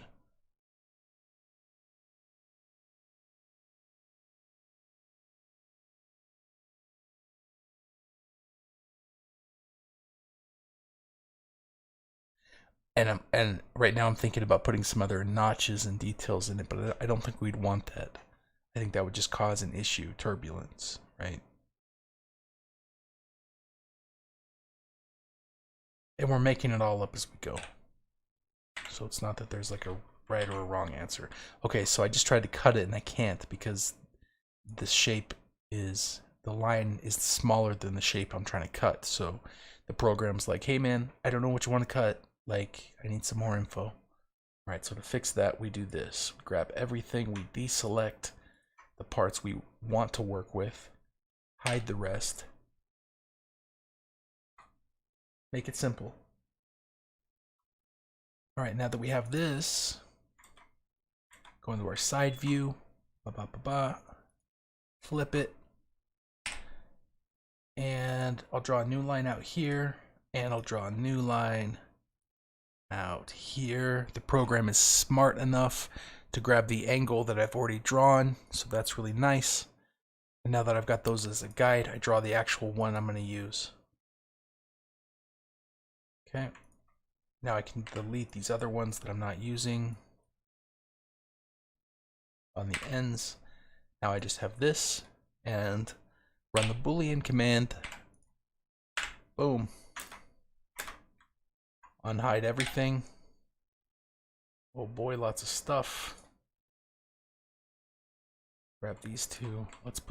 Let's union, bring them together. Run our fillets.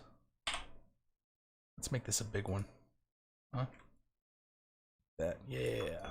And we'll make this one a medium. Actually, maybe a big one. Nah, a little smaller. A little bigger. Little bigger. Okay.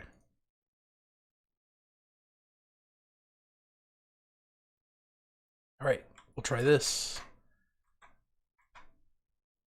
Array. Radial. Grab it. Try it. Cool. Look at that. That's fun.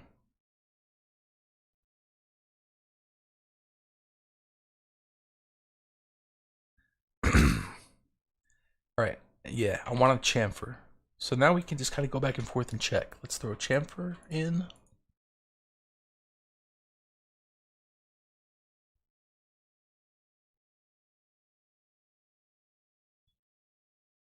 I also think maybe I want...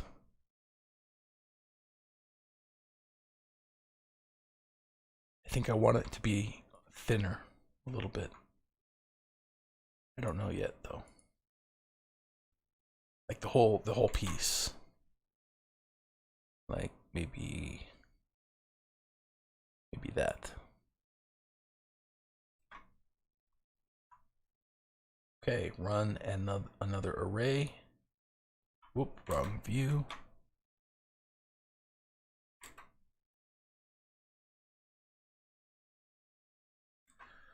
Cool.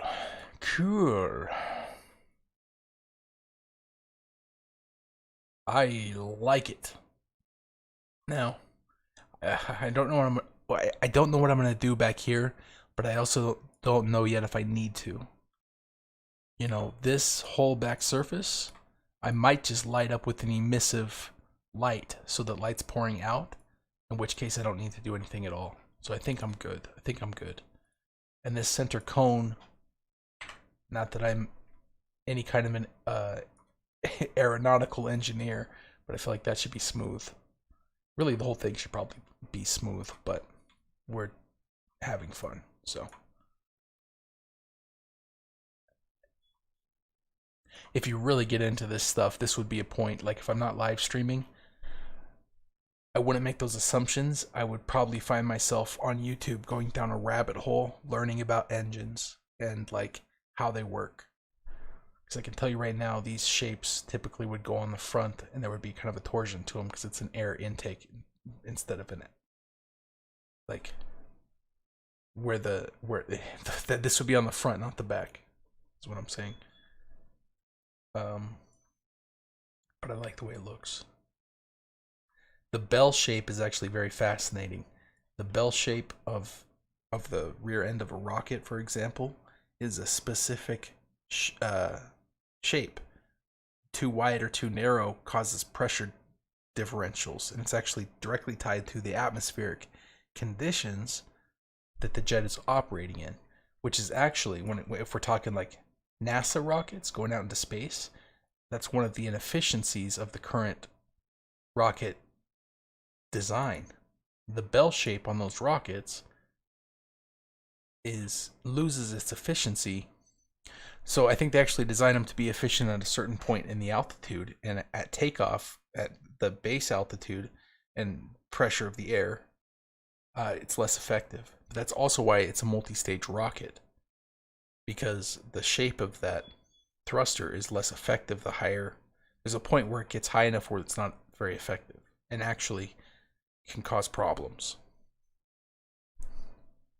And if you really want to nerd out on that stuff, you can look up, I think it's called an aerodyne.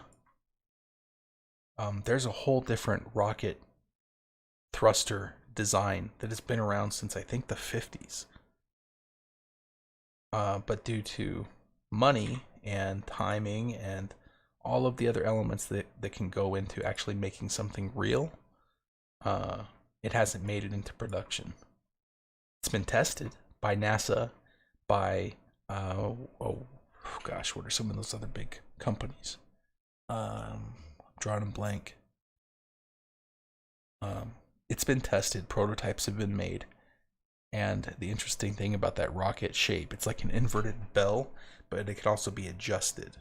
So if you think about it, you can adjust the bell shape, which allows it to work at its most optimal position, regardless of the air pressure conditions around it.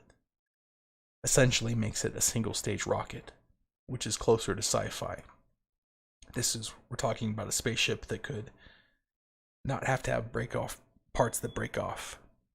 It would just start on the ground, take off, go to space, come back. Very cool stuff. That's not what we're doing here. But if you are a nerd about those things like me, that's something to look up.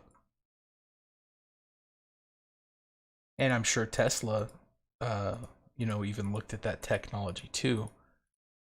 But again, it's economics and cost savings and efficiencies. And at the point that they were at, I'm assuming to make something like this happen, it's better to go with something tried and true, because there's the economies of production, economies of scale, and the intention of making something reusable and repurposable outweighed the novelty of something that could be actually more effective. I do think, though, in our lifetimes, we're definitely going to see that type of rocket engine, thruster rather.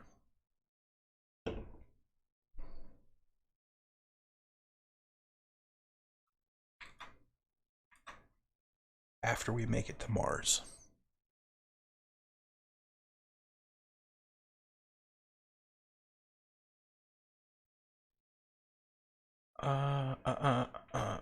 So I want to noodle a little bit here.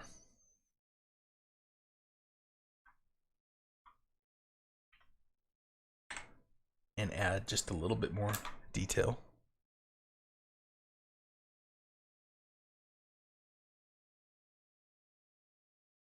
Just a bit.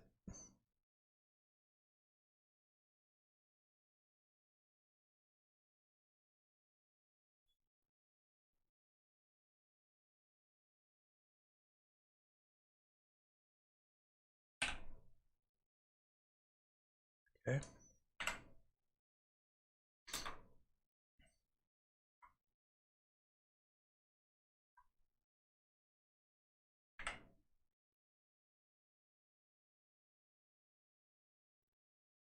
I just know I want to see that in there.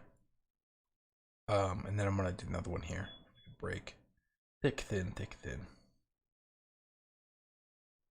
It's really bothering me that I'm probably doing these backwards. Oh boy.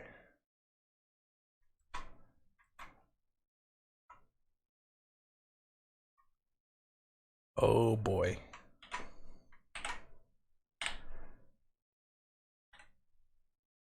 This might de-evolve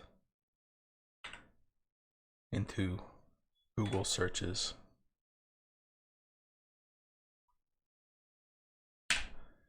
But I know I need some detail back there, because otherwise it looks like a damn speaker. And I don't want that. I'm not gonna have that. I would rather put this backwards than have it look like a damn speaker. And who's to say there's not some other design that makes that effective? Listen to me justify. All right, I'm gonna look up something. I gotta do a little bit, or it's gonna. All right, thruster engine.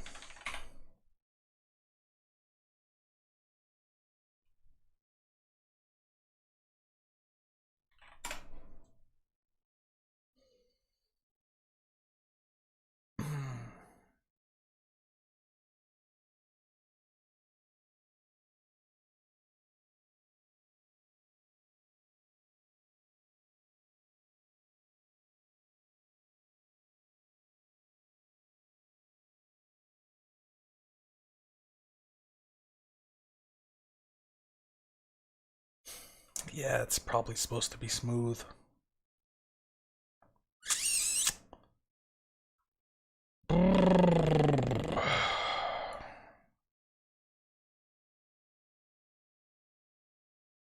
Because think about it, you know, when it comes to expelling the thrust, you don't want things gumming that process up. You want it to be a smooth process, right? Otherwise, if it's jammed up in here, expelling energy, fighting to get out, it just makes it more inefficient.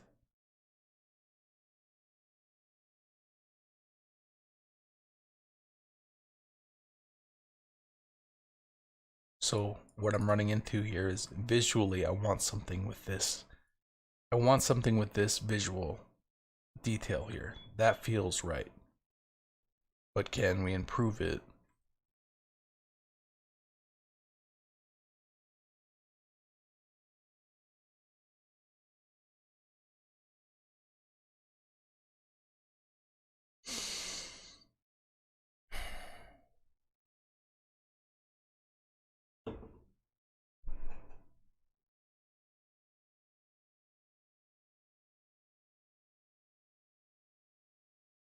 Okay.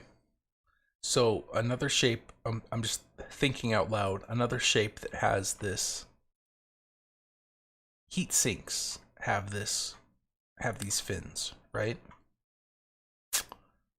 So what if we do both things that we want. I take this piece, I offset it so that we have a smooth interior bell shape. So we're not doing something that we know doesn't make sense. So when the exhaust is expelling out the backside, creating the thrust, it has a smooth exit, right? But then surrounding that are these teeth. So it's almost like a heat sink or separation between that and the rest of the housing, because you know this thing's gonna get hot. And that actually also makes sense because I'm wanting to do this design where I'm insetting that thruster inside this housing. How's this thing not going to heat up? That's why the thrusters stick out, you know, because you want the heat dissipation. So I'm actually stumbling onto something that kind of, you know, I can talk myself into making some sense. Maybe that's enough for me to to try it to try it out. So I'm gonna grab everything on the inside here.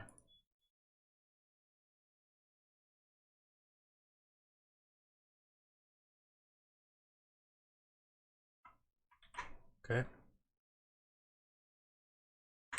Paste it. Let's go to our side view. Let's scale it down.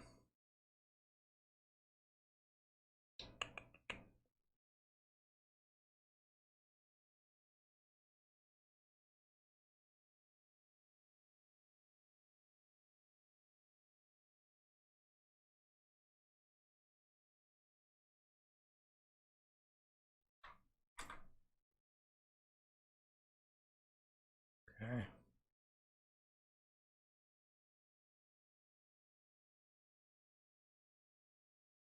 Delete these. See what I mean? That's kind of cool. And it's making sense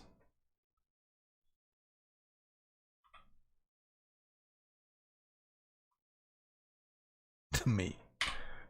All right. Let's see. Come on. Why won't it extrude? Can I not extrude a compound surface like this? Maybe I have to do it from a view. No? Okay. Hmm. What else can I do to fix that?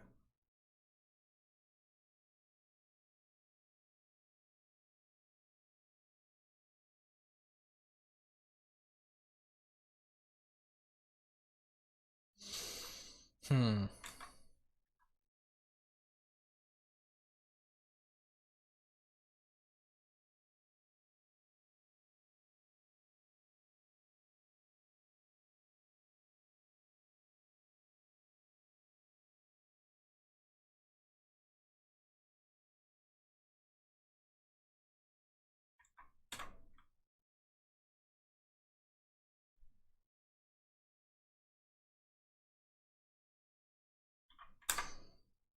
I think, you know what I'm gonna have to do? Okay, I do a cylinder.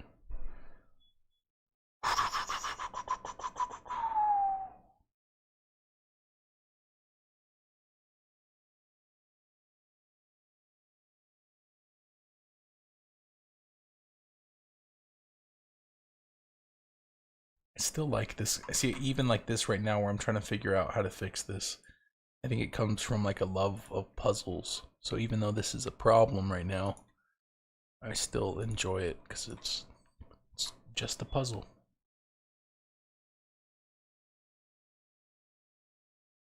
All right, can I do this?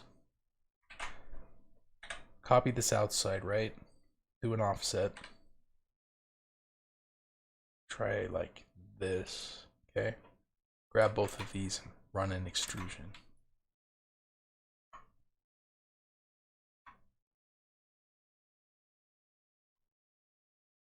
Here. Okay.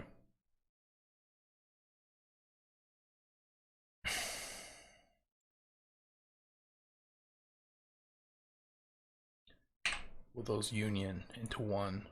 No, it'll go into a joint surface. Okay, so I like that so far.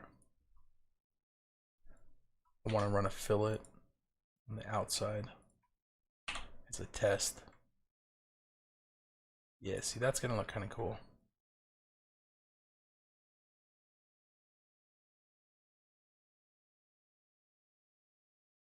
So this is like a heat sink, an airspace, right?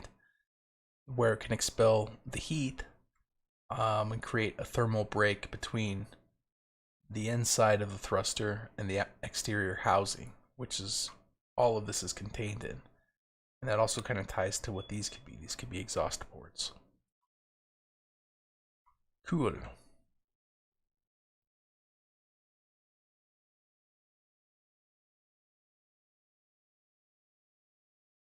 All right.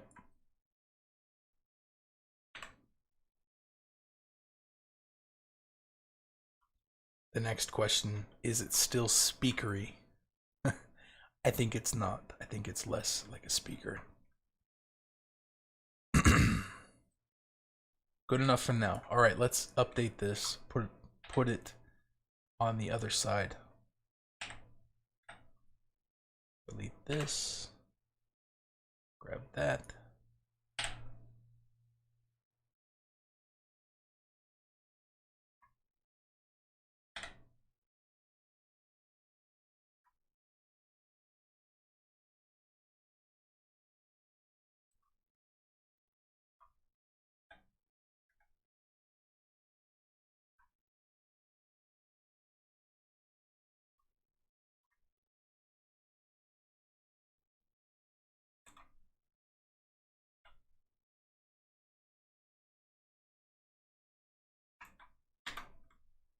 Okay.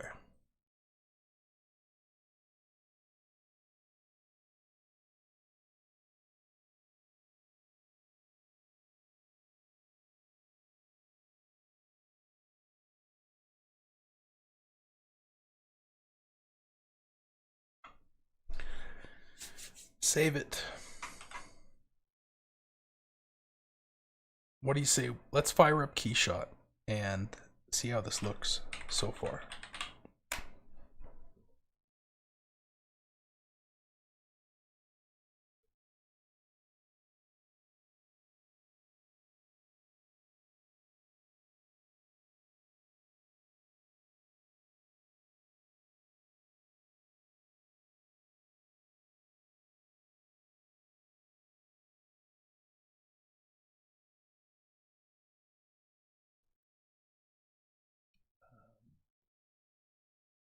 Let me set it up on stream so you can see it.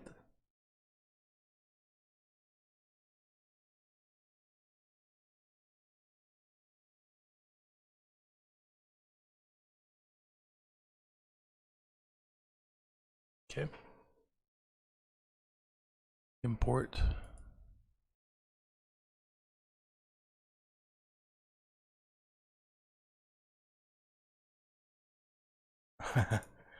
I should export first, right?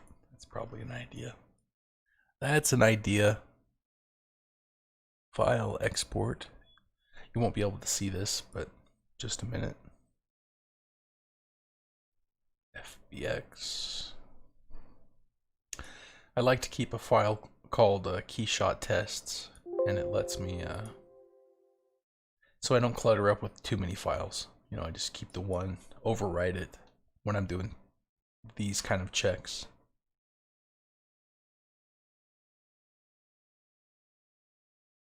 Export. Bada boom, bada bing, bada bing bang boom. Import.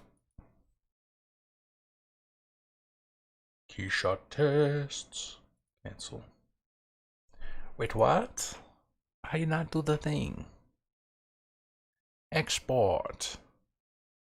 Pod racer. Keyshot tests.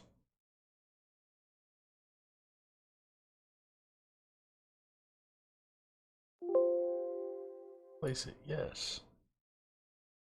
Oh, it's because of my. Hold on. I have to give permission to Moy.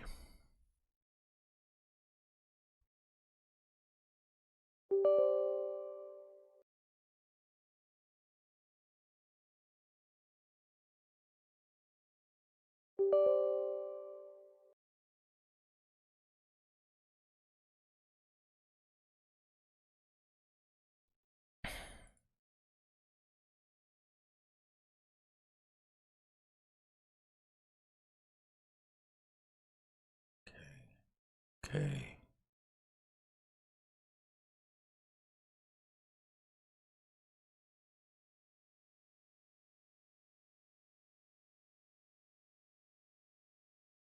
Try it now. File.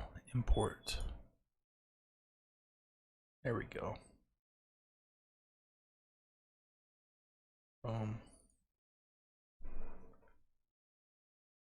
Alright, you can't see it, but it is importing.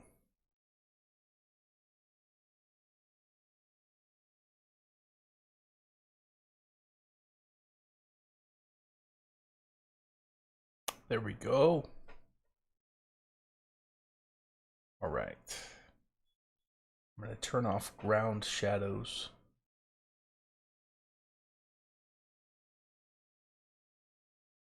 Like these. And we'll put the basic material on it. Like that.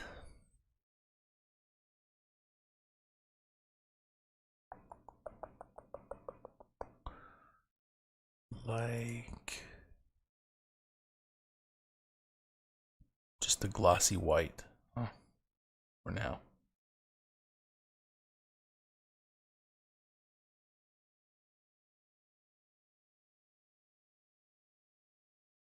I mean, something I can see. See that it's going on it. Okay, good.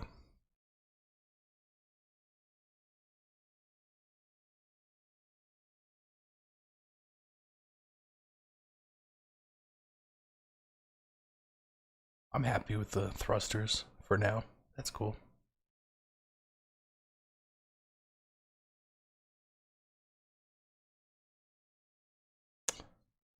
Yeah, I don't know.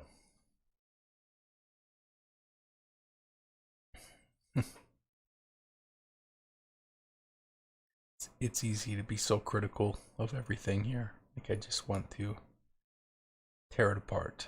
But we're gonna keep going, keep trying. I like this little bit that happened with the thrusters though, that's cool.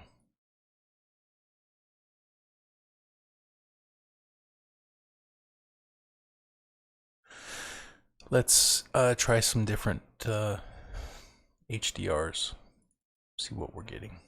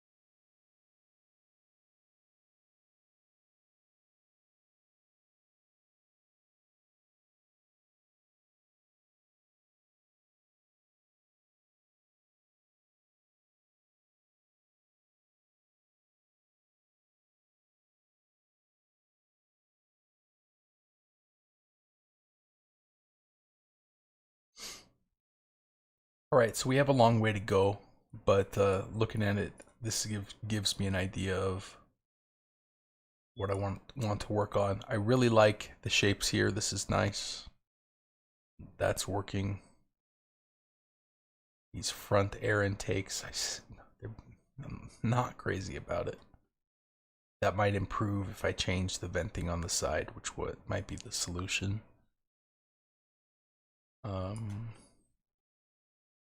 These little turrets, not bad.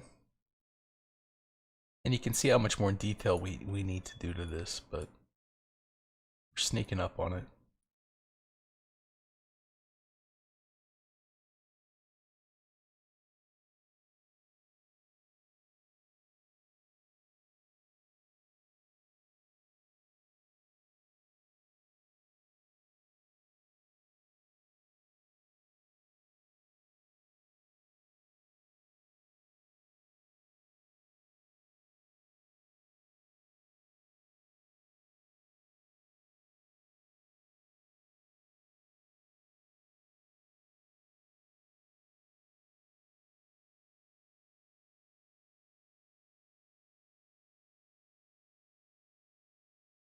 Not bad. Hmm.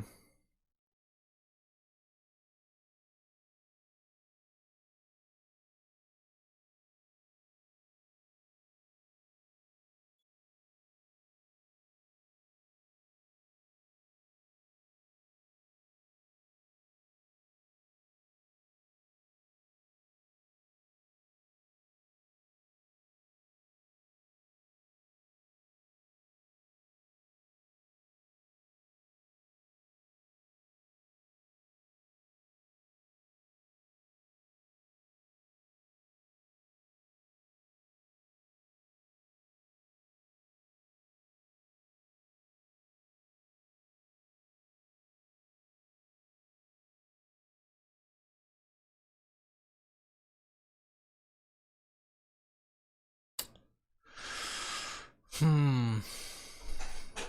I'm quiet because I'm staring at it, thinking about what we could do. I know that I want to move. We need to work over here at the driver's area. We need to go there next.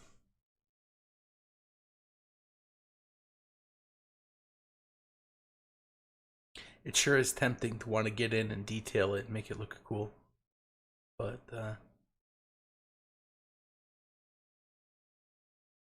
I get better results when I fight that desire.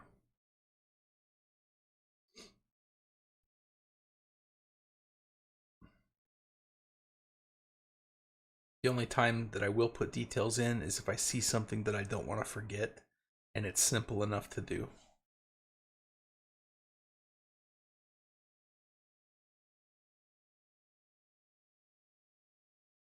Hmm.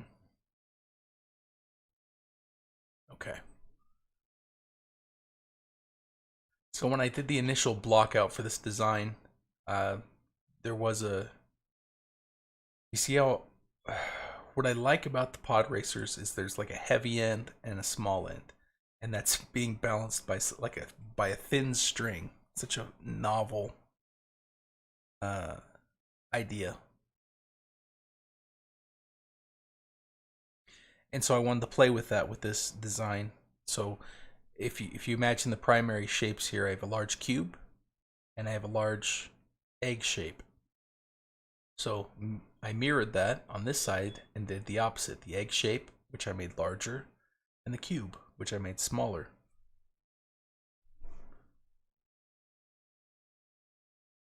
So that's the reason why this shape is blocked out the way it is. But now the question is, how do we take it to the next uh, how do we take it to the next stage?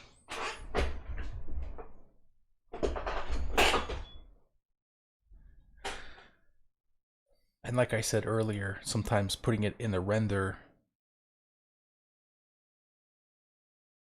can help me spin it around and come up with those ideas.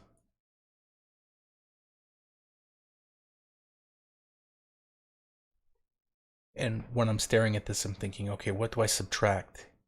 You know, like if it's a piece of clay, what do you want to carve out? What do you want to slap onto it, stick on? So I'm not looking at this render like it's a finished thing. I'm just looking at it with some light on it.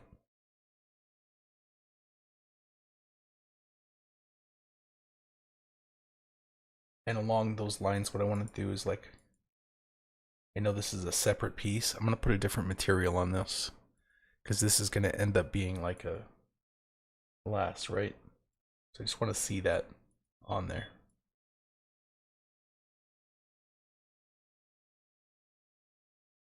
Help me make some decisions.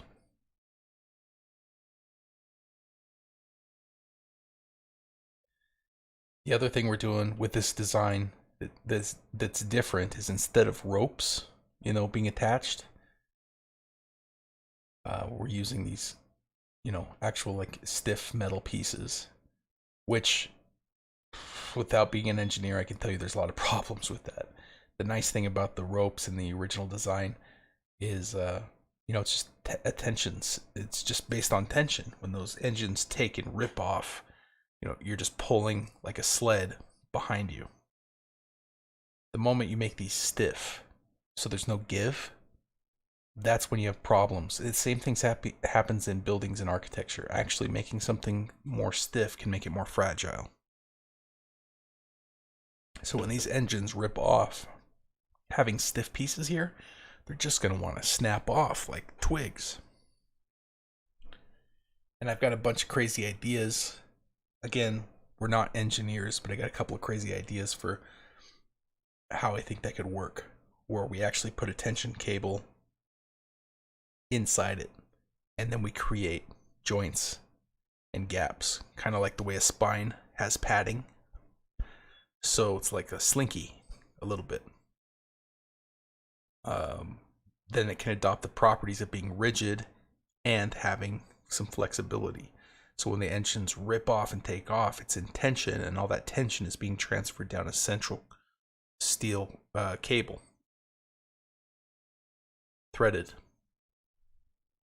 that has flexibility and some movement to it. And that takes the pressure off these more rigid members, so it doesn't snap.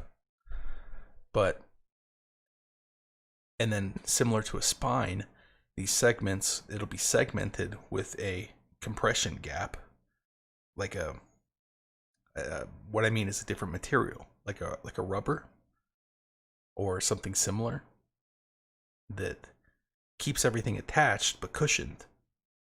And the benefit of that is when you're taking a hard hairpin corner, okay, suddenly now you're going into compression, right? So now if you imagine this thing whipping around a fast corner and the engine's just banking, bam, what that's going to do, because these engines are pulling this back piece, right? It's going to try and pull it around the corner. That's going to put this entire side into tension. So one of the things that don't work about the original pod racers is if you're not in complete acceleration, meaning not just going fast, but you're getting faster, that pod racer is just going to kick out. It's going to kick sideways, or the cargo is going to push up against the engines, and you're going to set the driver on fire. And that added to the excitement of the original pod racers, because when you took corners, you had to be accelerating, not just going fast. But so the idea with this design, hey four, how you doing?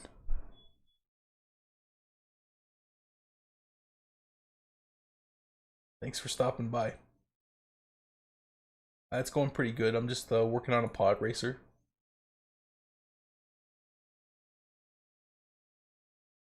So the idea with this is design by using the rigid pieces is it puts it into compression when you're on that corner, and so then it becomes stiff and rigid, and you don't have to worry about breakage at that point, and then it's going to keep it stable. So lots of crazy ideas.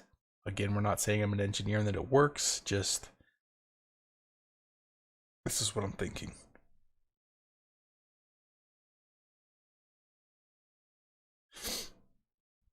Yeah, this is right now I'm midway modeling this and I just put it into a render program so I can look at it because I'm trying to figure out what I want to do with the driver area.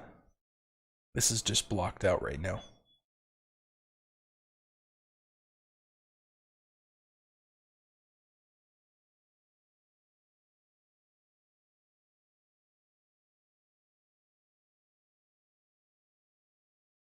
Oh, is it Friday for you? Friday night or is it Saturday morning?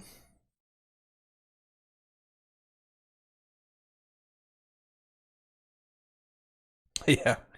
No, you're right. I get drummed up in thinking about it. As long as the ideas help me figure out what to make, then I'm happy. But yeah, it doesn't have to work. I'm not an engineer, and this isn't going to be like developed into something real.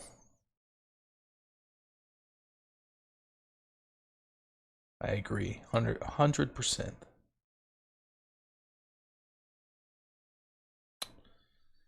Well, let's see. Maybe we could work on these joints back here. And how that goes together. Yeah, we could do something interesting there.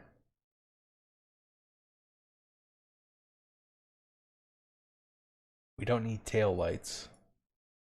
Ooh, what about lights? Put some big lights on the front of these things.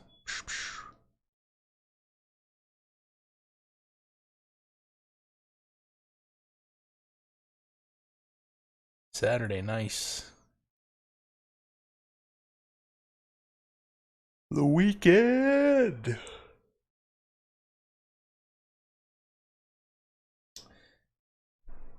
Yeah, I've got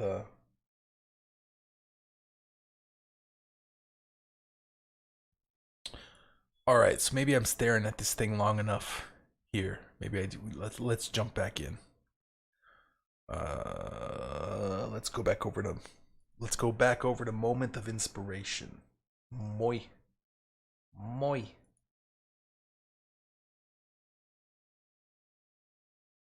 All right, this is our modeling program. When in doubt, just do some stuff. You know what I mean? Mess it up. You can fix it later.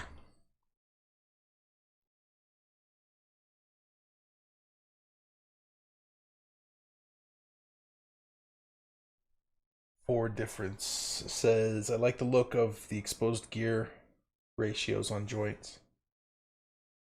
Thank you.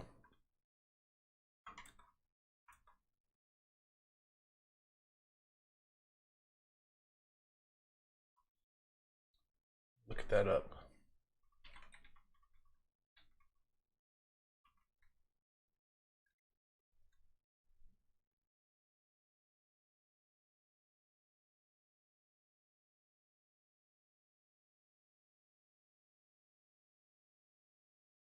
Yeah, like what I was talking about is like I've got these in segments. I'm gonna break those apart, and I might like open them up to see inside, and there'll be like a cable inside, and maybe I can do something like like the inside of a transmission almost, something like that, like a U joint.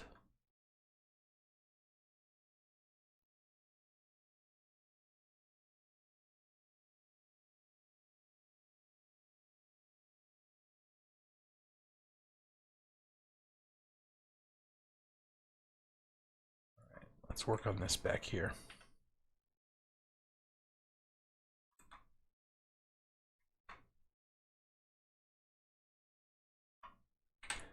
So I want to give myself a center line.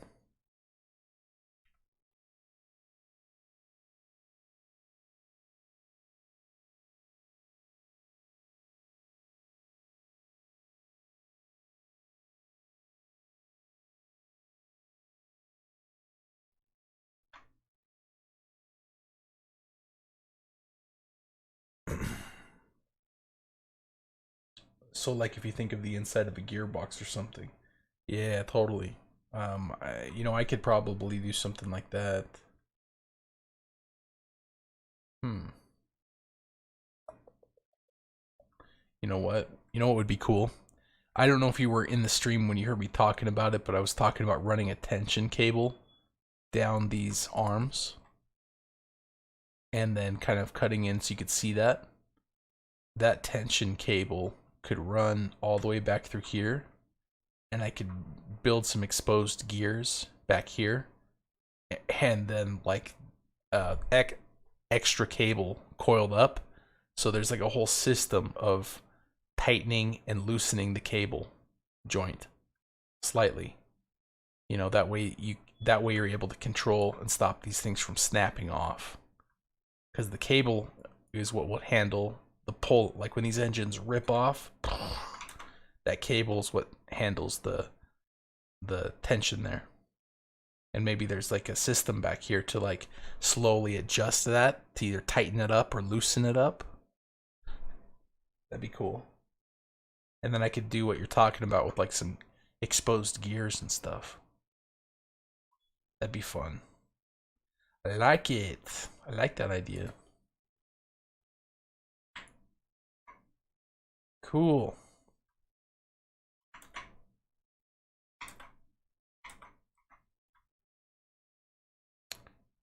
All right. Drop that there. Mm.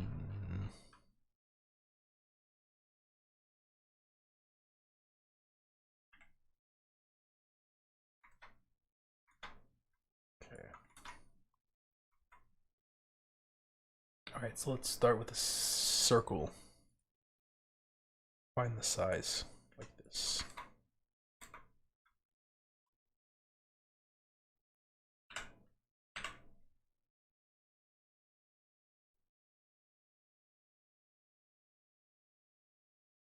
To give it a junkish look, I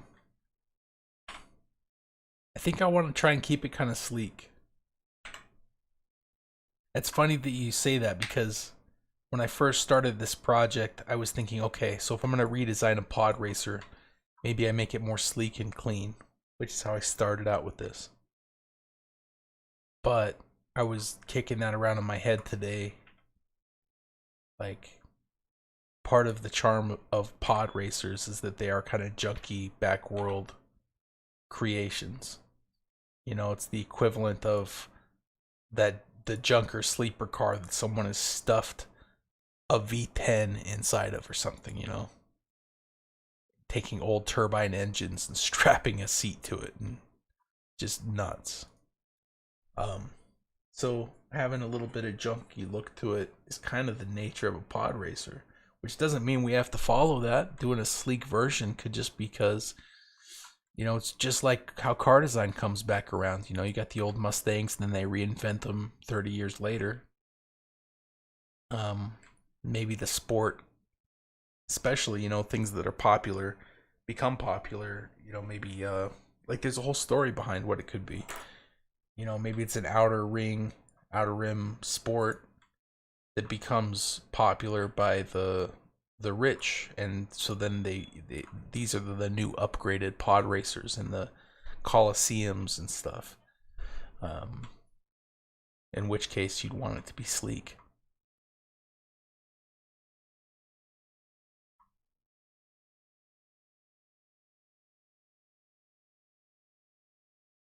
Oh, look, I just got my first bot. I just got my first bot on Twitch. Look at that. Want to become famous? Buy followers, primes, and views. Hey, robot, I don't want to become famous, but I would like to make money. So how do I do that? You tell me how to do that, and you got me.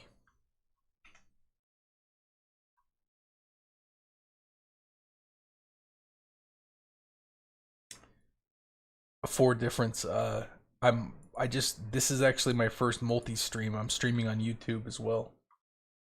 Trying that out.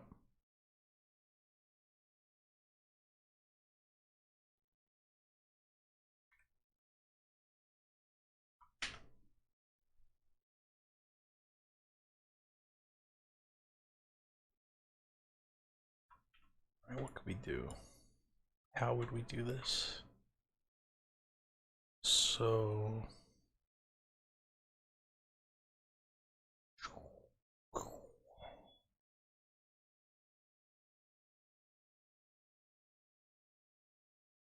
I think that this whole piece, you just put the coil right here.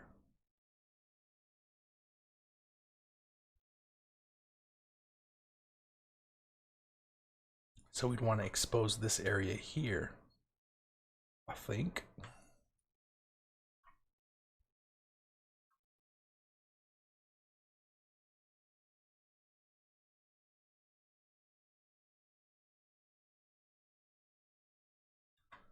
I'm trying both places. The problem with Twitch is there's just not a lot of discoverability, and my social media profiles are small, so there's just no way for people to know that I'm out here doing this. So I'm trying YouTube as well.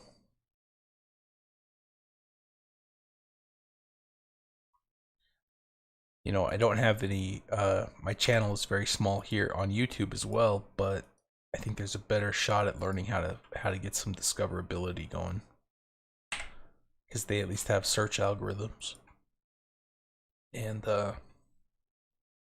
Twitch doesn't.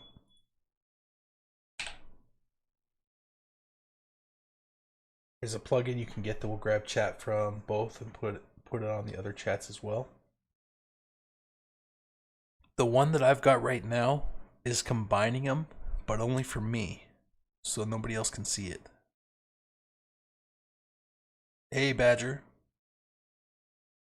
So the one that I've got, check this out. I can turn this on. I'll show you. One that I've got right now.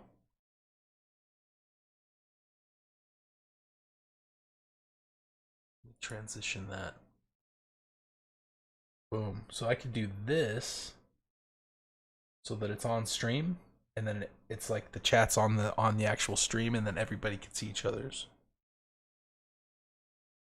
And then it shows if I get a comment from YouTube or I get a comment from Twitch. Hey, Badger, we're talking about the. Oh, don't even worry about it. Oh, it's never a worry. No, I was taking a break and I didn't say I was. So when I came back, I was like, oh, we stopped by. But it's no thing. I'm just talking with Ford Difference here. I was telling him that I'm on. This is my first multi-stream, Badger. So I'm on YouTube right now as well.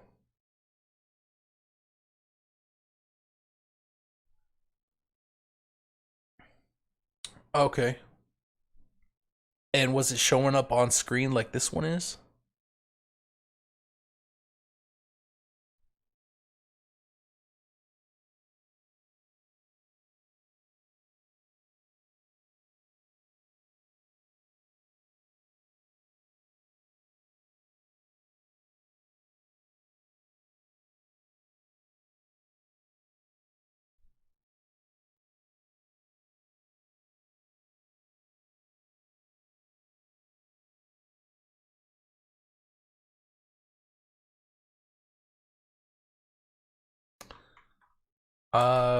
So I'm using a software called, let me pull it up. A website called Caster, CASTR. And I can actually stream to more places. I could even do Facebook, but I wanted to go to my personal profile on Facebook. I wanted to go to my liminal page. But you can do it several other places. So I'm using Caster, and Caster is linked to Twitch and YouTube. So I'm streaming to Caster, and Caster is streaming to the multiple locations. And then Caster gave me this plugin, which I put on, which is what you see, where if someone were in YouTube chatting, it would pop up on screen next to yours. Yeah. But what Ford Difference is talking about is he had a plugin, or he saw a streamer with the plugin that was putting everybody's chats into the chat itself. And if that's true, that's really cool. Because I'd rather, like, if I have the chat, imagine if YouTube was, people were chatting in YouTube right now. It'd be good for everybody to see who's saying what, right? So that it's like, who, otherwise YouTube is like, well, who are they talking to? But I'd like to do it so I don't have to have it on the screen. So yeah, that's way better. If it would go into cross chats, that'd be great. I've never seen anything like that though.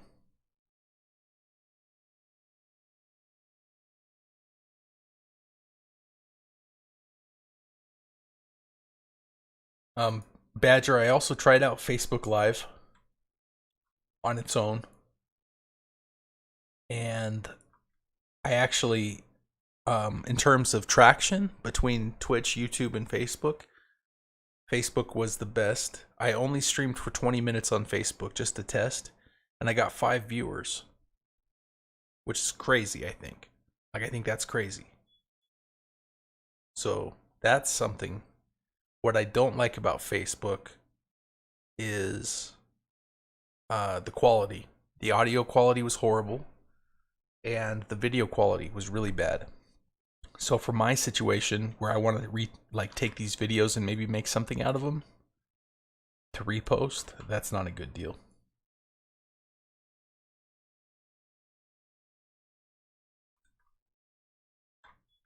If that's the only place I end up streaming, you know. But Caster has a 7-day free trial, so I'm testing.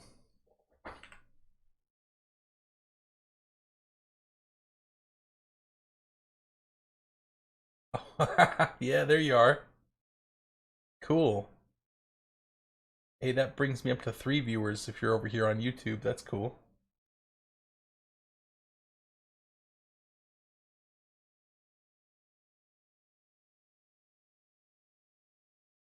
So I don't know if the two concurrent viewers are lurkers or if it's an automated thing. I don't know. If they are lurking, that's fine. No big deal. I'm hoping with YouTube, though, that's like another place to get traction. I hope it works.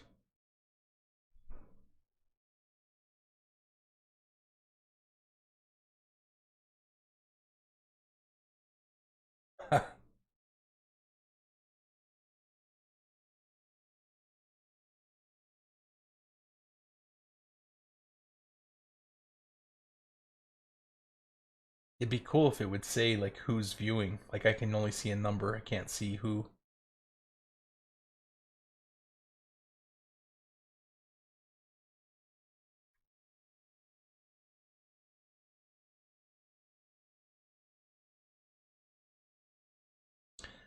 How's it going for you? When's your next stream? Is it Sunday?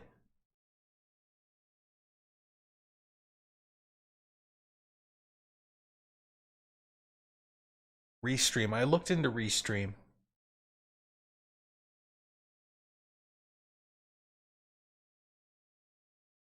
I didn't know it did that with the chat though. Yeah, it's been a busy week for me too. I hear that. This is actually my first time to sit down and actually really model anything tonight. I'm like, you know what? I'm gonna do a long stream. Just chill.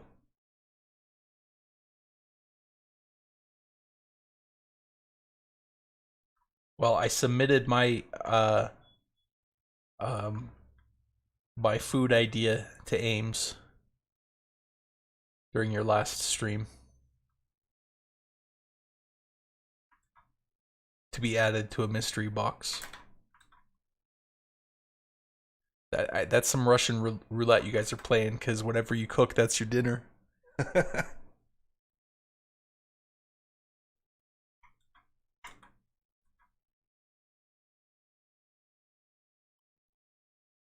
I kind of think you should jump on YouTube and try streaming on here. His food would really blow up.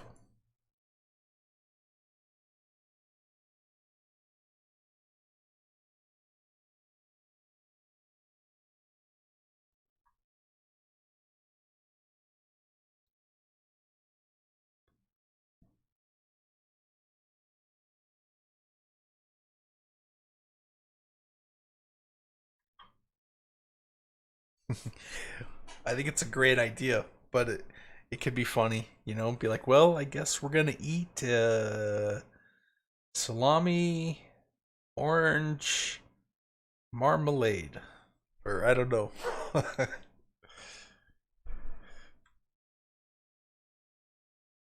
Of course, I guess you guys could have some say, look it over, and make sure it's something you actually want to eat.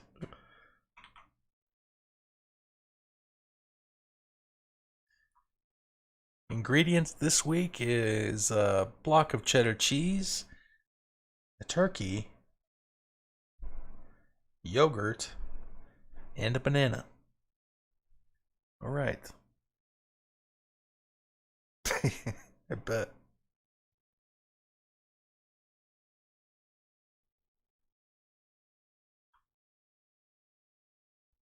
I really like the Instagram post you had where the way you played. I like the way you plate the food. I'm really into that stuff. Um, Looked really cool.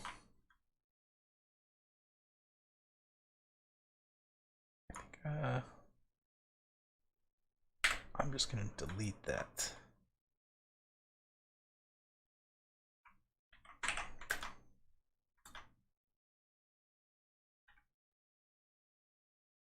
Grab these.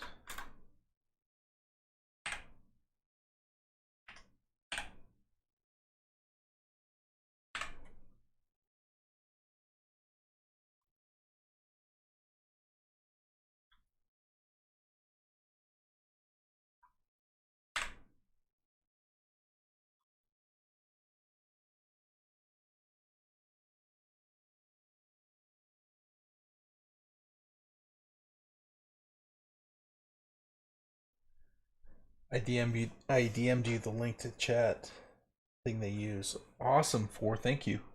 Let me check that out. Yeah, that would be really cool to use. That feature alone would make me jump over to Restream, I think.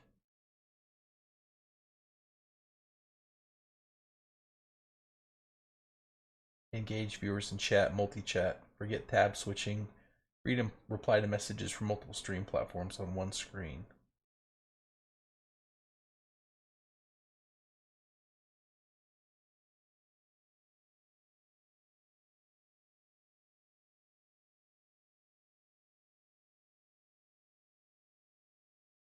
Hmm. So I no I well I'll look into this. Thank you.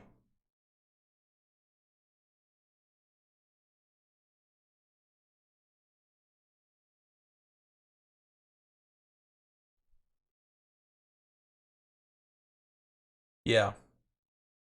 Yeah, and I think Restream is more expensive.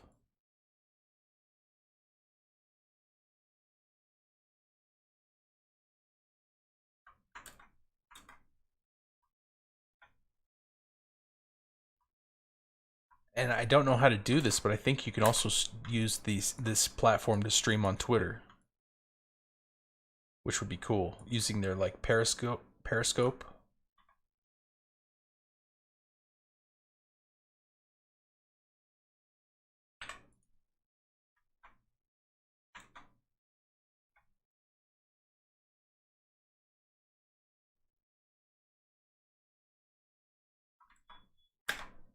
Right now I'm using the free trial, but if I get the full thing, then man, yeah, I'll put it on Vimeo. I'll put it all over the place.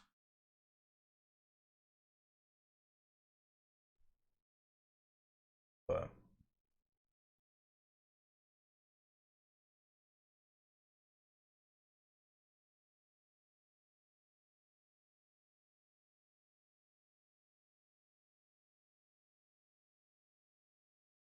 oh no,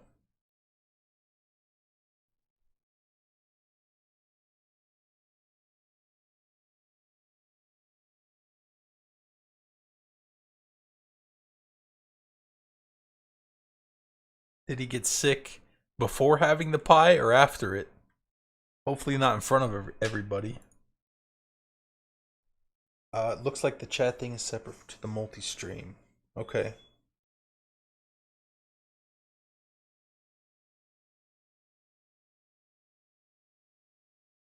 So it might be that I would have to have it on screen. I don't mind having it on screen. It's not the end of the world. The only downside is if I wanted to use these videos to edit and cut to make a tutorial out of, it's not ideal.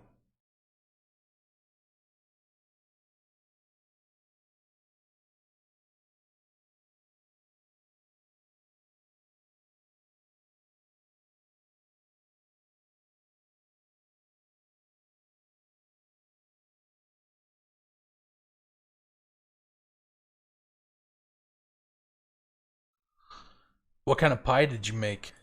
Now, pie, man, that makes me wish I lived closer to you guys, because dang it, I haven't had a good pie in a long time, and I'm very picky about the damn things. The store-bought ones just aren't very good.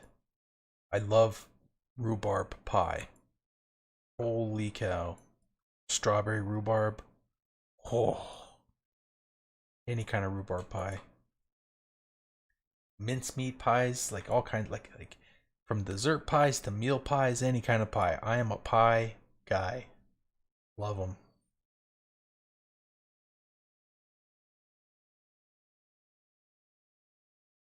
All right, let's try to make some of these gears that Four Difference was talking about. Man, I love pies. Oh, a long time after. Oh man, we had dessert and then he sat by a fire drinking and chatting. We had like 3 bottles of red. The girls went to bed and we stayed up. And then we moved inside and he turned pale and ran upstairs to his girlfriend and threw up. And I'm like, oh no. Yeah. Oh my goodness.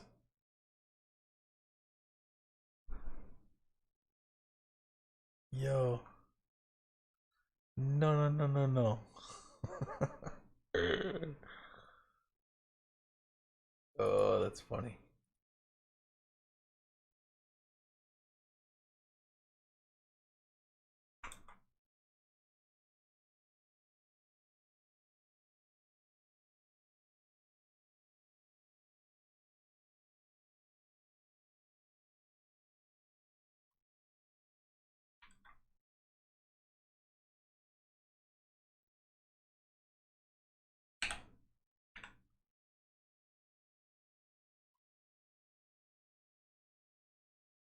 I made a chicken, shallot, bacon, thyme, and mushroom pie. Oh man, that sounds so good right now.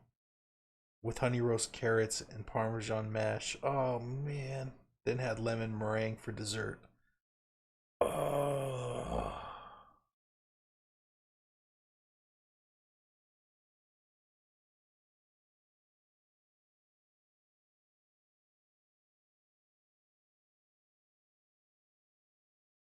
As an Aussie, I love meat pies.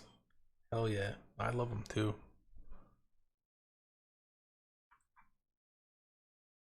Man, that sounds super good.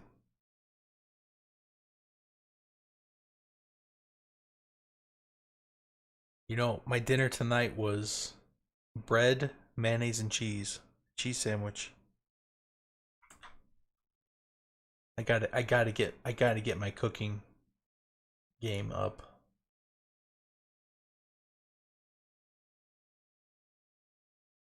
Cause that's just no way to do dinner.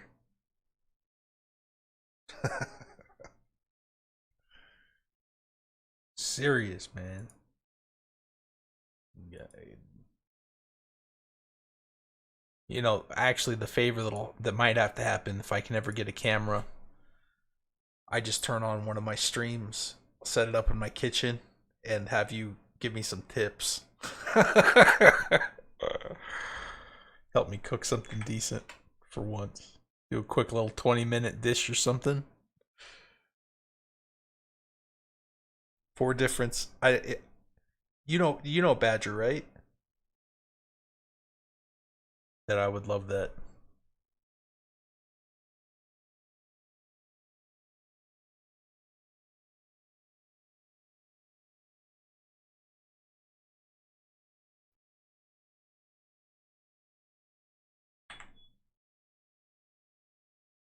Or I mean, you know his stream, right? I get it confused, so I don't want to like tell you how awesome his stream is and have you be like, yeah, man, I was in his stream longer than you.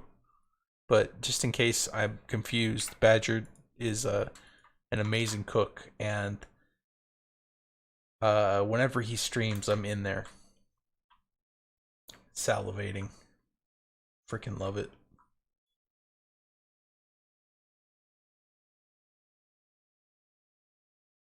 Okay, Four, thanks for stopping by and saying hi. Appreciate it, man. Have a good one. Have a good Saturday. Have a good weekend.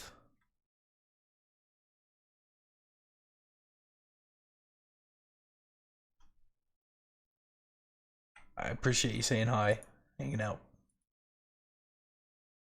It's cool, man.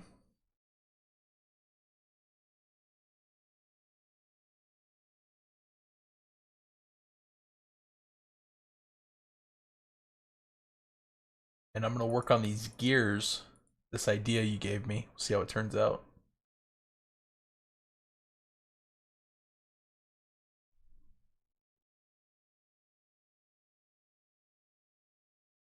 Hell yeah. I think it's gonna be this is gonna be a fun little design. I can't wait to get it done. I think I'm gonna stay up late. It's evening for me, and just see if I can knock a good chunk of it out.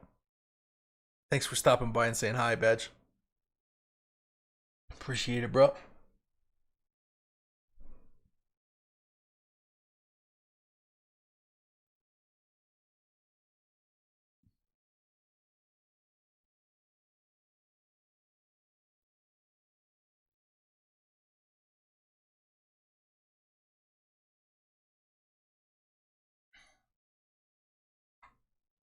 Alright, so what I'm gonna do here.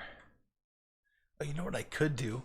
I could just turn the chat on and off. So if there's chatters that come in, since I'm so small, I can just turn it on when they're here. And then I can just turn it back off. Easy peasy. Easy peasy lemon squeezy.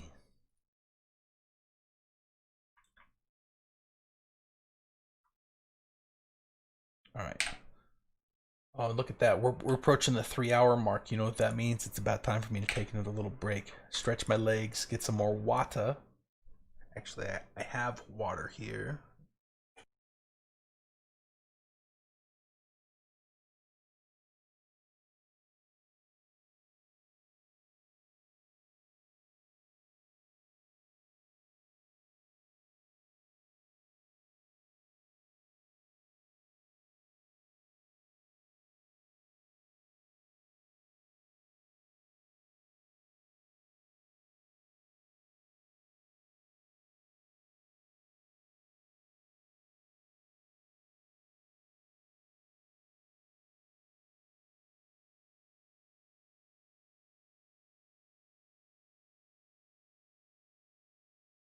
Yeah, break time for me. Yeah, go make some brekkie. That's so funny that you type it out that way too. I love it. Man, I hope this thing turns out awesome. I'll be excited to show it to you. And sometime when you have some more time too, because I know you love Star Wars. Give me some tips or some ideas. Maybe I'll put an Easter egg with maybe I'll put a badger on it. Who knows? Be fun. Anyway, have a good day, man. Have a great breakfast.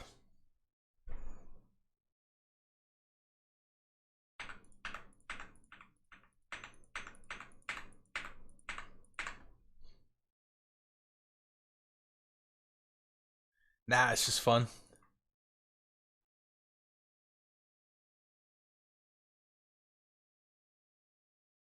Inspiration everywhere. I could call it the badger. Ooh, I like that. We'll see. We'll see. I don't know. Yeah, cool. I'll see you around. Yeah, this is a good point to stretch the legs. Ooh. Text. Short break.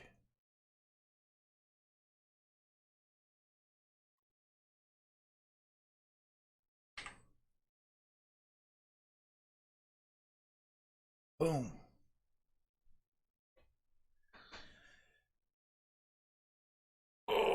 All right, I'll be back in a couple minutes.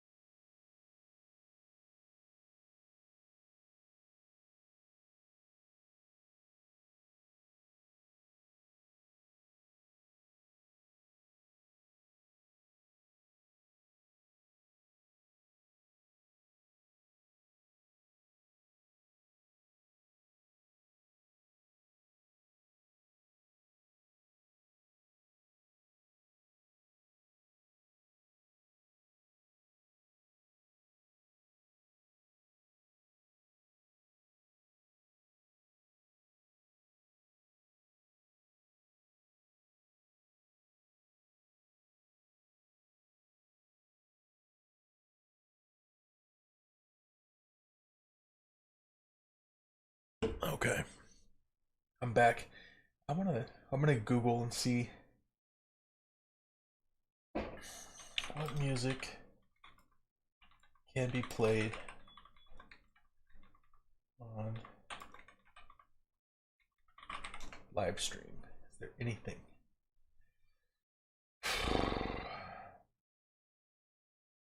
Oh, it says we can go to the audio library. Let's do that. That's something. So, okay, that's something. That's cool. All right.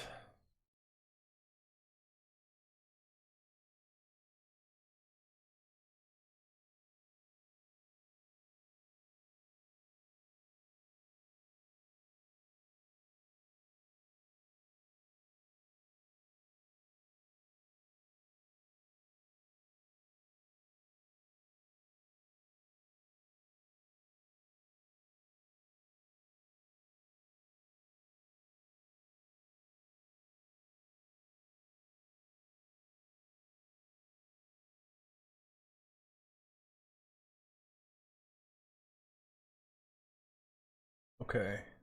Where's that at? Videos, videos. Studio. Audio library. Cool.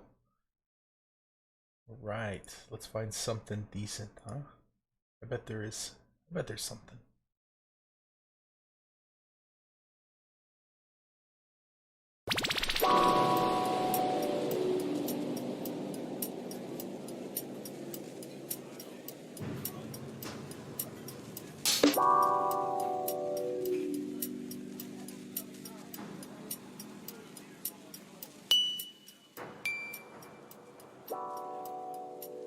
It's kind of cool.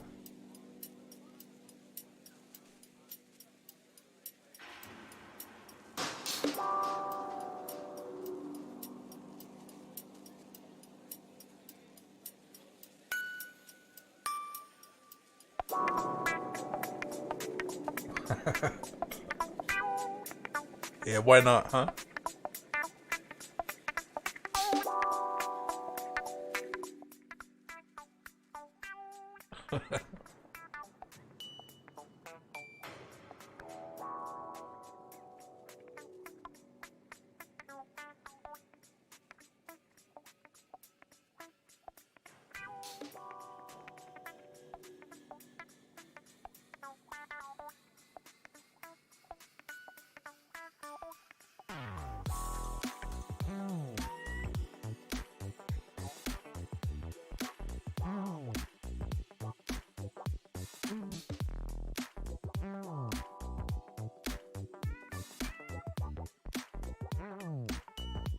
I'm gonna pause that for a second, check the audio. I'm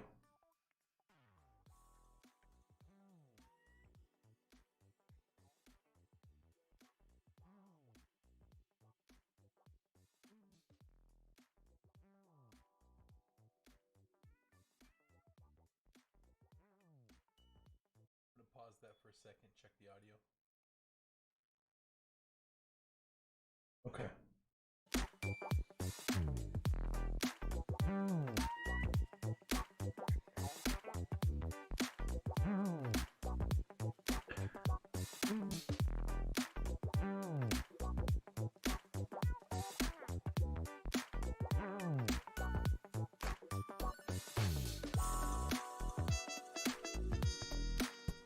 Smooth jazz. Welcome to 99.3 Dog Catcher. All night jazz and 3D modeling with your host, Liminal 4D. Alright.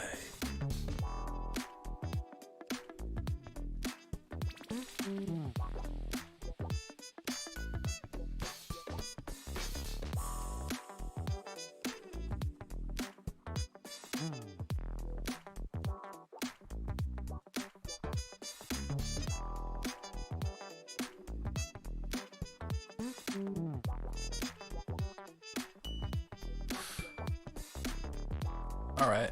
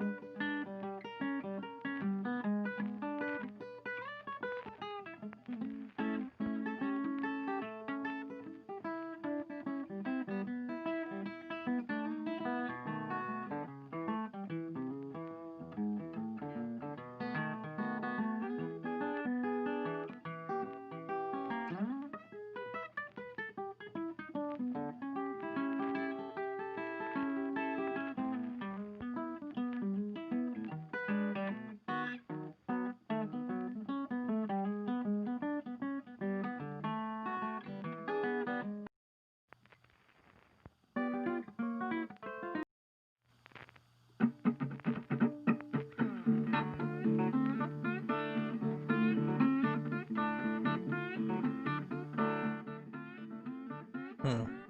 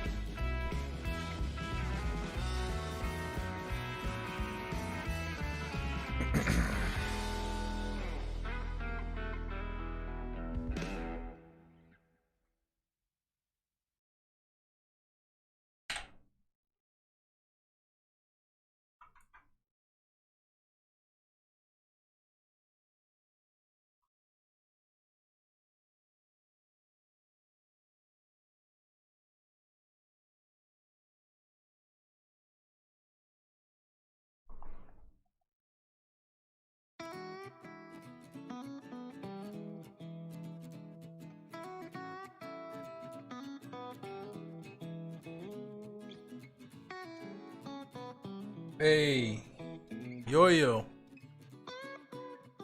I just saw your message, man.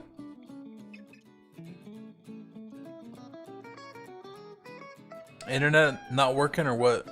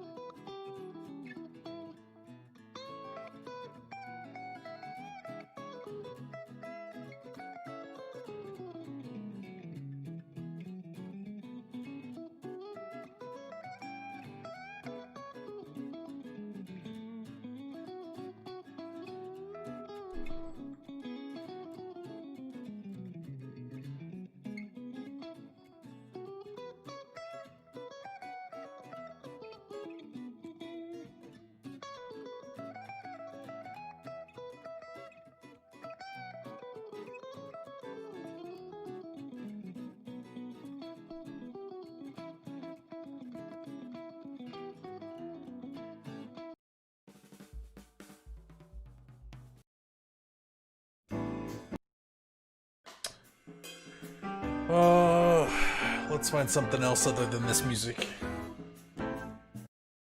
What else could we do? Audio library. Let's see. I have a feeling rock's not very good on this.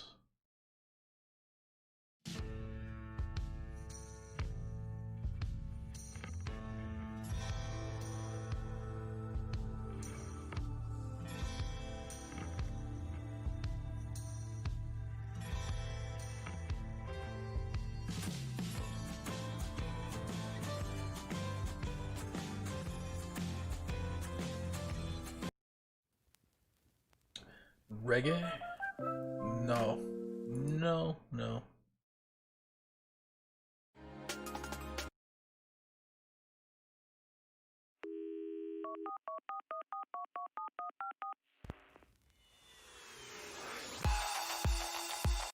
No. It might be jazz that we go with.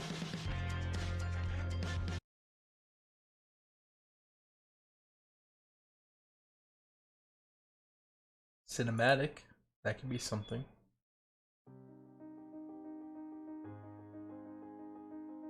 But I don't want the inspirational commercial like vibe, like I'm selling Propecia or something.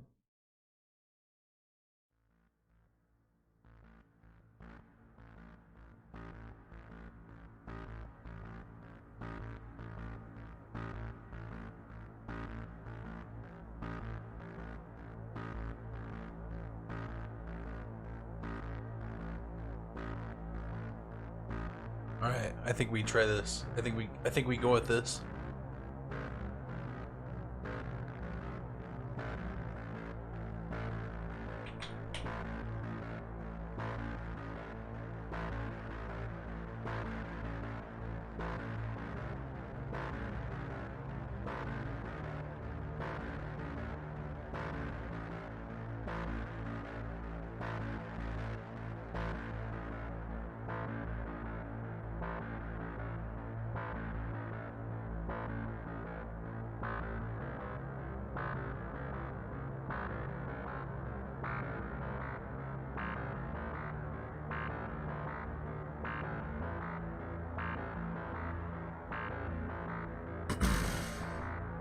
All right, 3.5 hours. It's time for me to stretch the legs.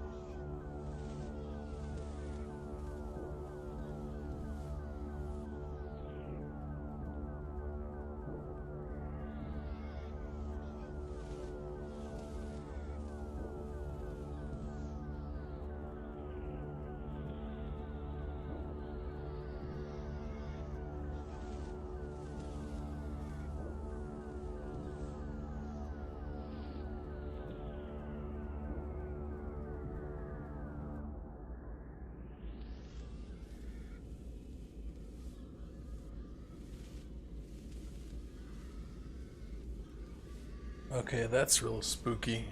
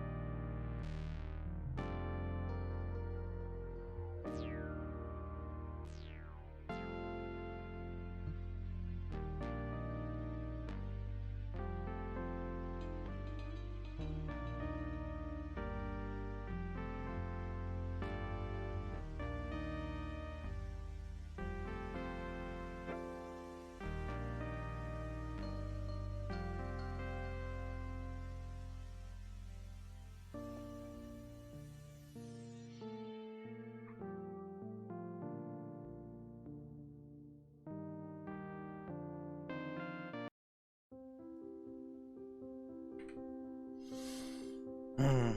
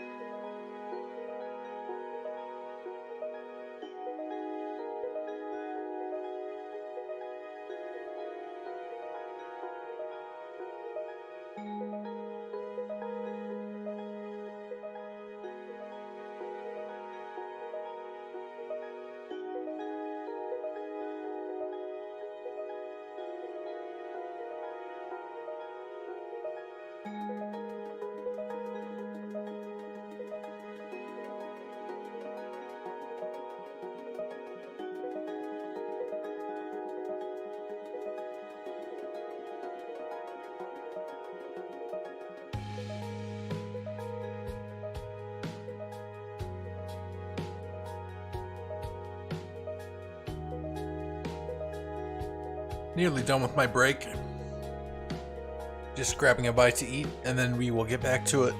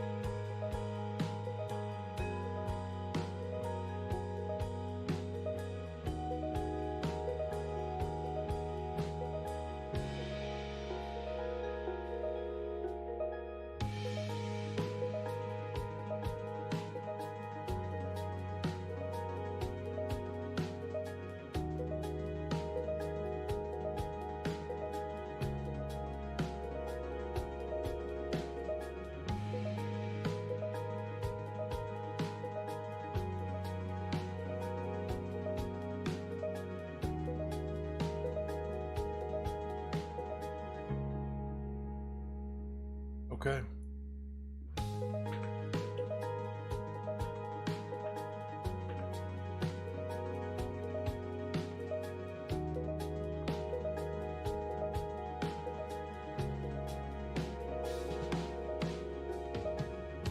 Alright, so we're gonna pick up and continue working on the backside of this pod. We're working on a gear mechanism and how that's gonna attach to the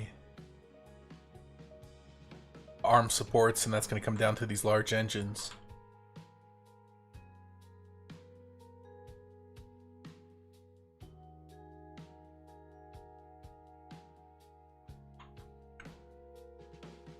If you're just tuning in, this is a pod racer redesign. Making a few changes to it, adding some armament, and then looking at a different kind of connection piece. So we're going to run a tensile rod through the armature, but the armature itself will be like a steel fabrication that we're going to segment and break it up into padded joints, similar to like a spinal column. So in compression, it stiffens up, and when the engines are in full acceleration and it's pulling the driver, the tensioner cable inside holds it together.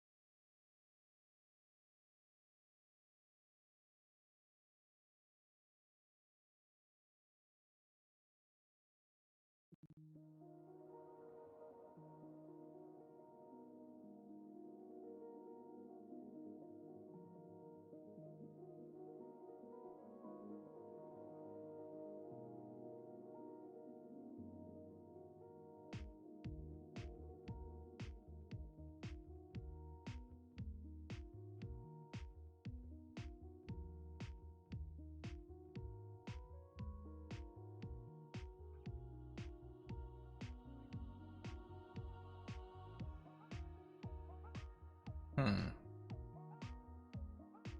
Hmm.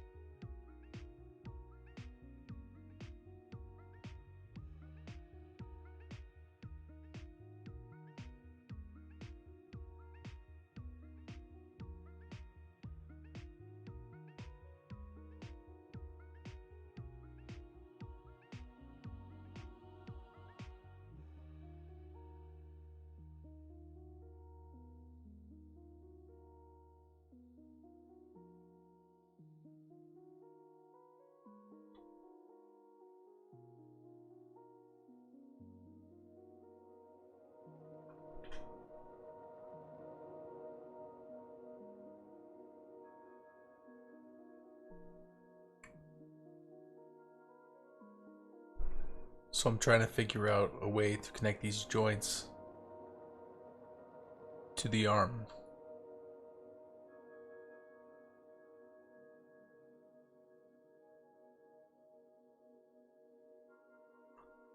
And I think what I'm gonna do is carve out the inside of this like a block to run the cable through.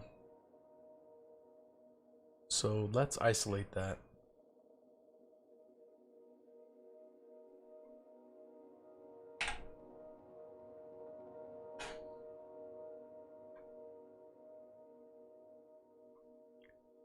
Start with hollowing it out.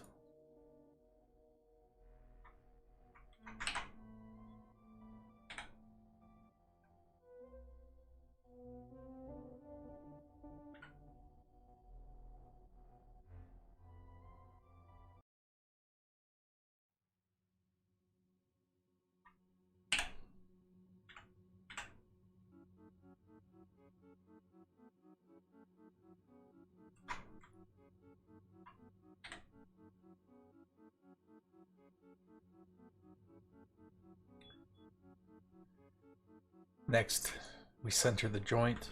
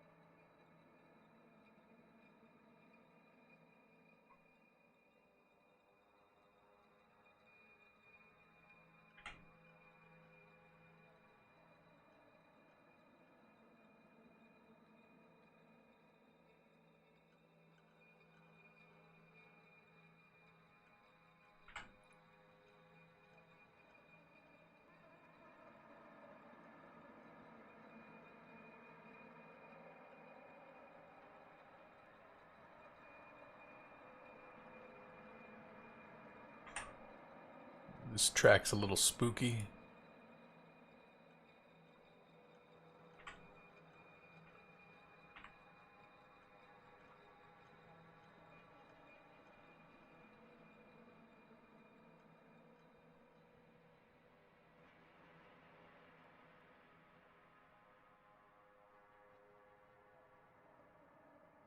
Whenever, so what I just ran was called a chamfer, and I want to be careful not to get the chamfer so close to this other connection, because I'm going to merge it.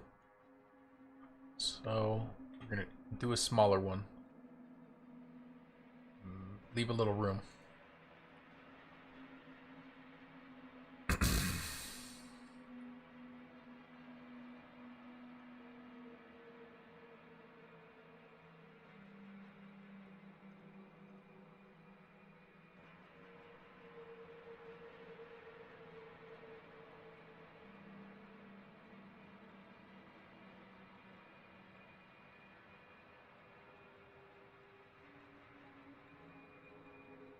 If you're a Star Wars fan like me, I'd love to know what you think of the design so far. It's still in the early stages, lots of detailing to do. But I'm a big fan of the pod racers with the big hefty engines.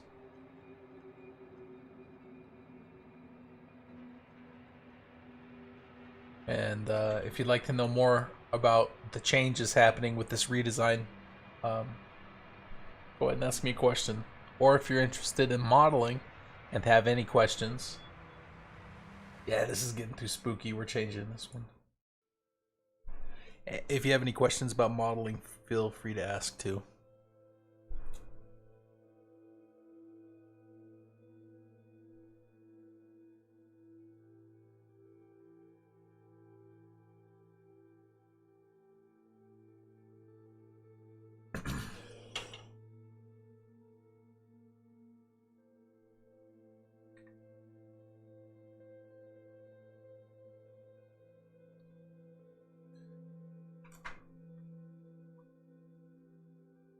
Alright, so this joint here, we want to break it up. So I want to cut this from the top, and I want to cut through both of these pieces, I think.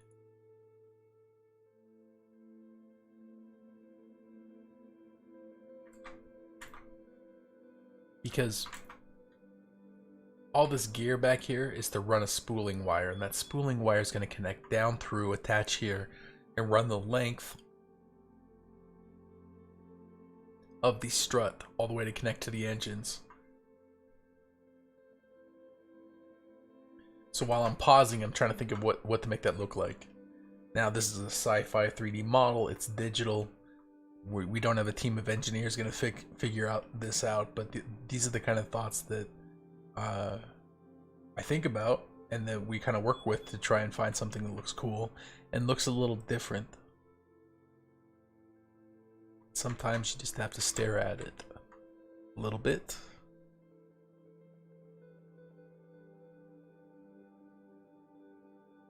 Alright, so this rectangle here that I grabbed, this is just a polyline. It's simple 2D line, but it allows me to, I call it a cutter. Because if you look at this cylinder, and if I run the Boolean command, boom, it's going to cut straight through that. See, now I have 3 pieces. And I can do whatever I want with these. Delete them. That was all generated from this line drawing, or this square. So,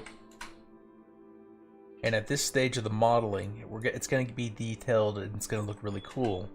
Where we're at right now is blocking and figuring all the different parts out.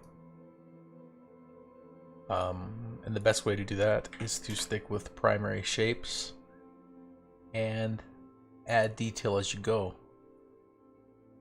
But you'll also notice that this is centered up. There's a similar level of detail being carried across the whole model. The only areas where I start to add a little more details when I'm trying to figure something out, or that I think needs to be there. Other than that, it's all pretty simple so far, right? Basic primary shapes, and you sneak up on the detailing as you go. And by bringing the level of detail up consistently across the 3D model, you get better results. It's kind of like when you're learning how to draw something. You don't want to start and detail a small portion of the page and then keep detailing all the way through the sheet. No, you want to start with large shapes and you slowly refine it and make it better as you go. Same kind of idea.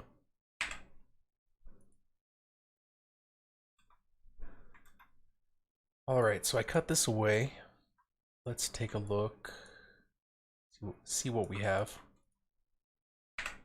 and see if it's what we want to do. Alright, I like this.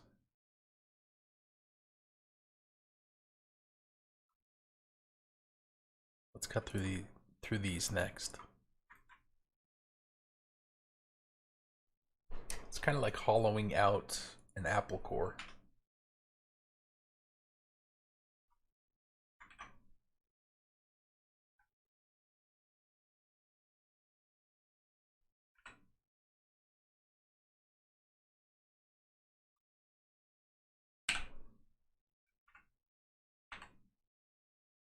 Music go.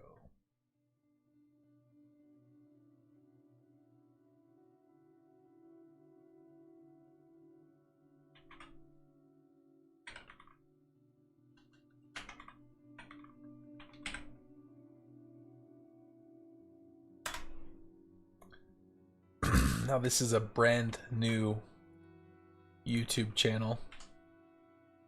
Just started today, so everything is new. And if you're here, you're one of the first people here to see it. It's kind of cool.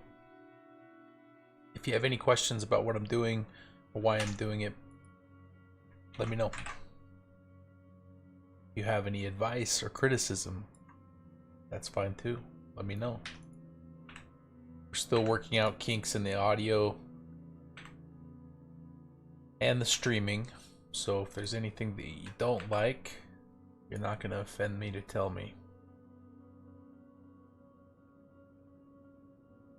We're going to be streaming a lot. Whoa, look at this. This is not good. Okay, that's a problem. Let's back this up.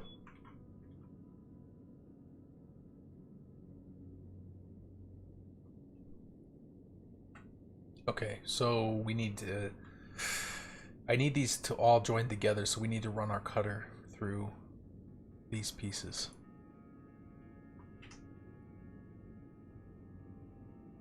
So I select them.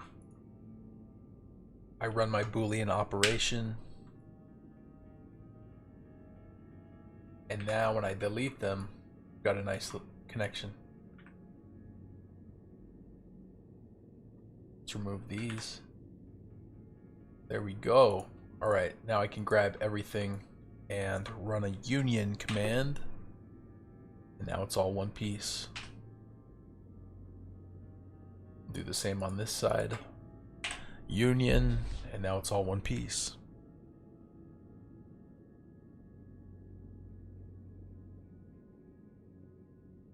Alright, so that is the start of our armature.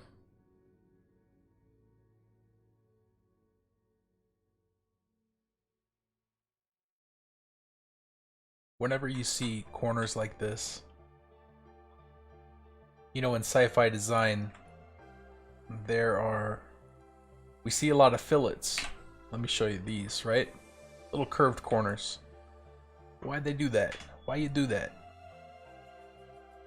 Well, there's a structural reason behind it, actually. Anytime you have a joint or a cut in the metal like this,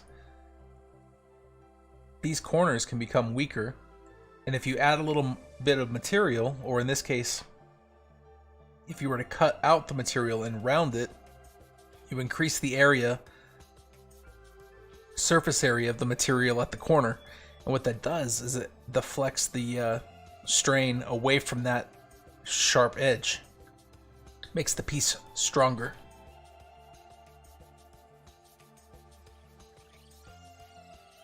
So that's why you see curves like that. And as an artist and a designer, it's fun to learn little tidbits like this, and then it helps you make decisions for your own design.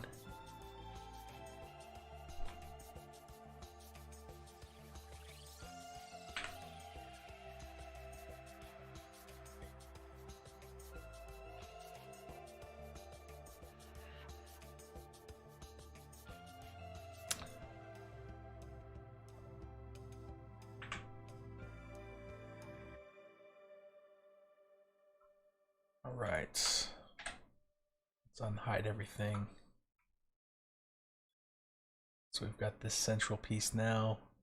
Cable's gonna run through here. Let's punch through this piece here. And these joints, this is to make like this little claw to lift up and on to latch on, to make it a serviceable part. It wouldn't be a pod racer if things couldn't break off in the middle of a race.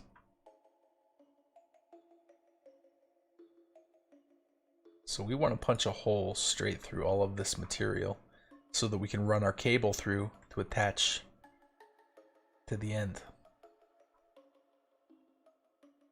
And you can see, you imagine these giant engines like this, like hooking up and taking off. The amount of strain and pull that's going to be on these arms and the cable. That's the reason why we're doing 2 points of connection. This is going to connect at the driver pod area, and that's going to take a lot of the strain. But we're creating a truss here. That way, I mean, if we put all the pressure on this back joint, oof, that's trouble.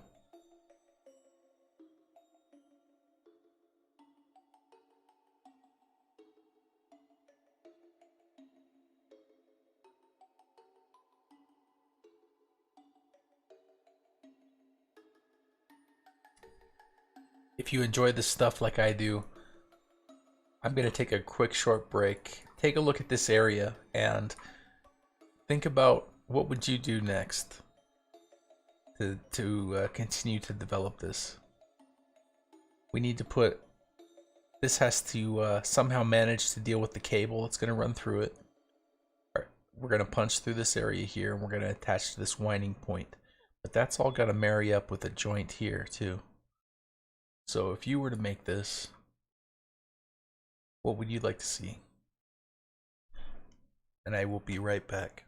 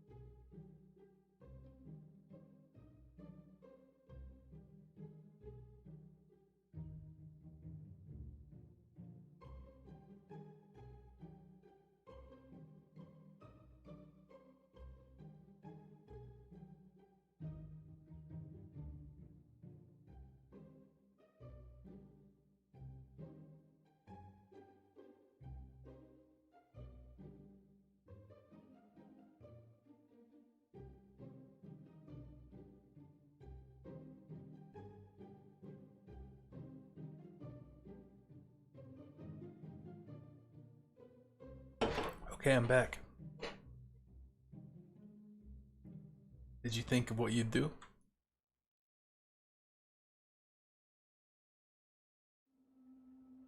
Feel free to tell me in the comments if you want. And if I like it, I'll do it.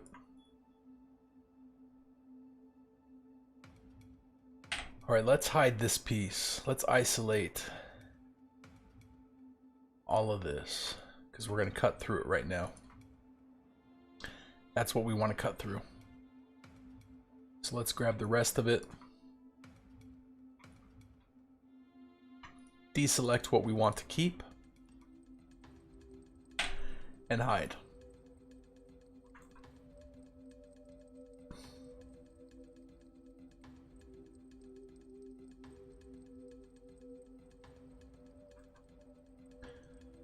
Right.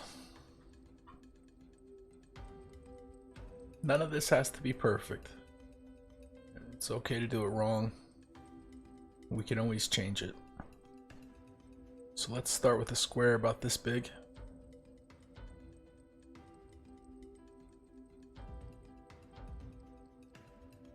Let's try.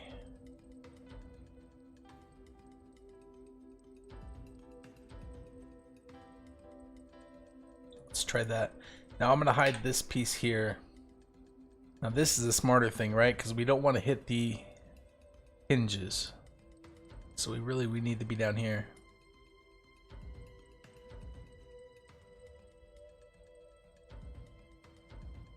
Alright.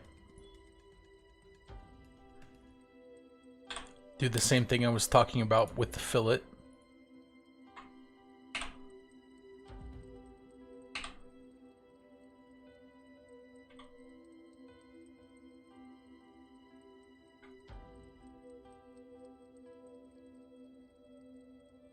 And we'll run a bigger fillet on this.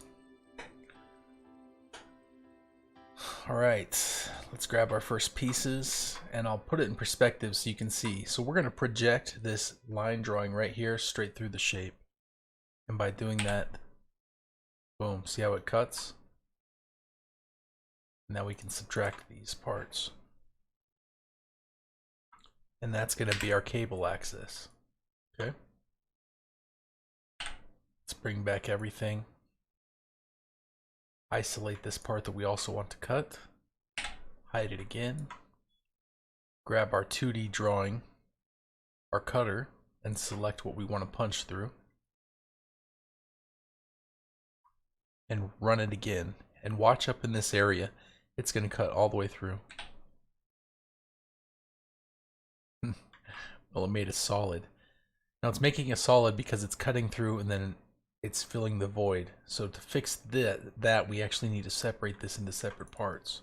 But that's simple. Let's just run a new cutter and break it here in this view. So now this line is going to cut straight through. Okay. Actually, I'm going to move that down.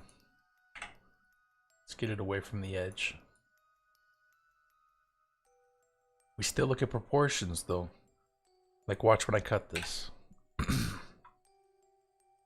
It's always good to have like a short end and a long end. Roughly an 80-20 distribution.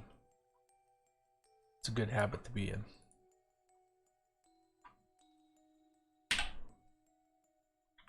Oops, let's select them separately. Here we go. Alright, boom, cut it.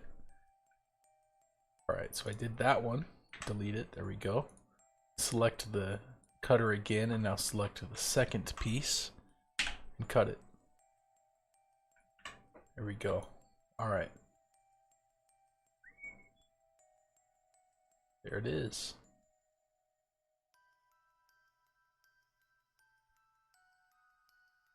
Okay, let's bring everything back.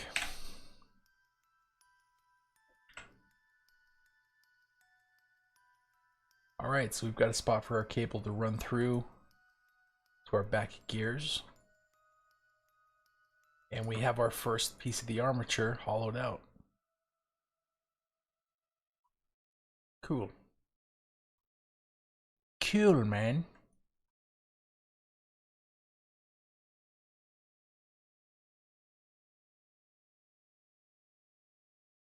Okay, so now we need to make the joint that's going to run through.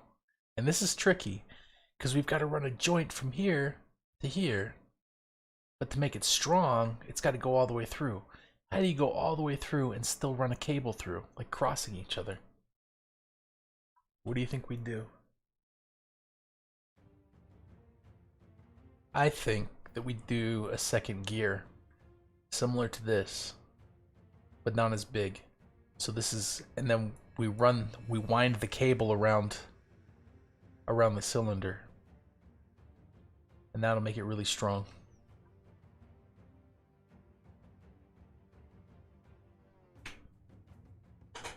And if you're just tuning in here, I'll show you something else real quick.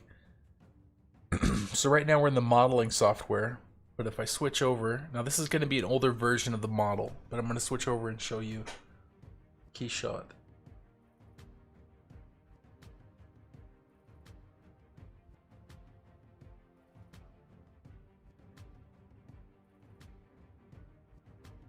So occasionally we'll bring the model over to a rendering program, and it's not final. Look how undeveloped this is. Here, look, in this one you can see this is the old version. This is before I did any of the work on here. So when you're designing in 3D, we start with simpler shapes, right? And we build it up. So these are all just real simple shapes. And when I go back to the other model, you'll see how much farther we've gotten on stream. But I like to, as I'm working, bring the model over to a rendering program, and then we can put different lights on it and we get an idea of where it's headed.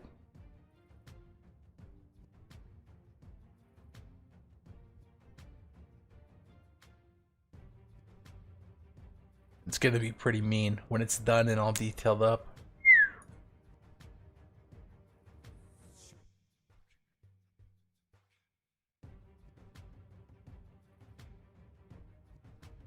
Here's a fun tidbit too. These back engines. Earlier in the stream, we worked on how we're gonna make this work, and we separated these because if you think about it, normal engines, the bell engine, the thruster portion of it, is separate and outside of, like, would be out here, outside of the engine. But the aesthetics of having it packed in tight and kind of trimmed off, that's a cool look. So, and this is all conceptual, right? But the idea to solve that was to separate the thruster bell from the housing and create this kind of heatsink and have an air buffer. And so some of the air that's being sucked in as this thing is racing, down the track, is going to flow over the top of this and out the backside and help create a thermal break between that and the rest of the housing. Fun little details.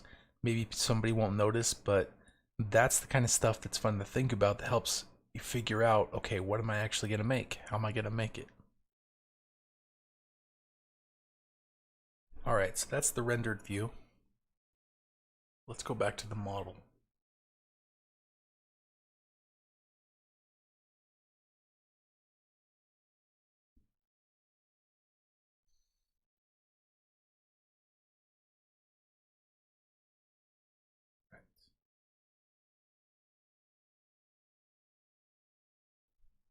And this is a brand new stream, so if you like any of this, hit the like button.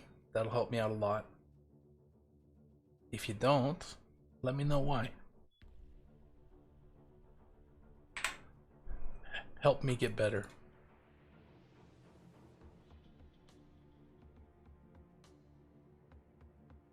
Alright, so let's work on this piece. Let's get this cylinder mounted into the housing on the side of the cockpit and figure out how in the hell we're gonna make that work.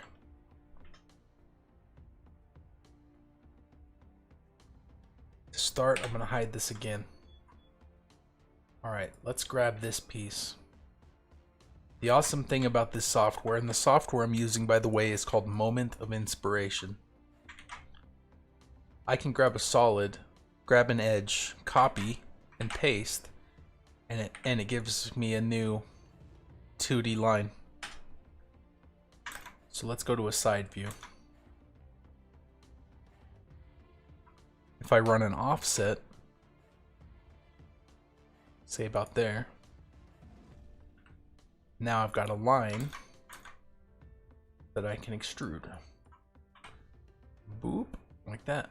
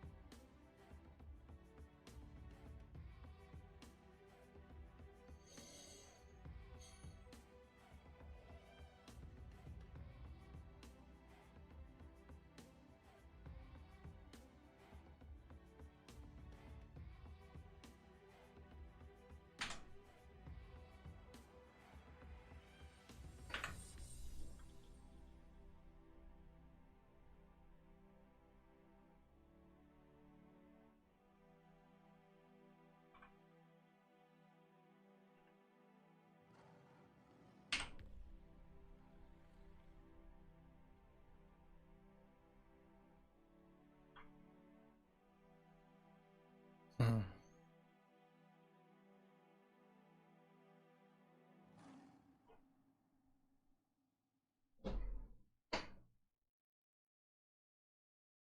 I think I want to make this just a big gear.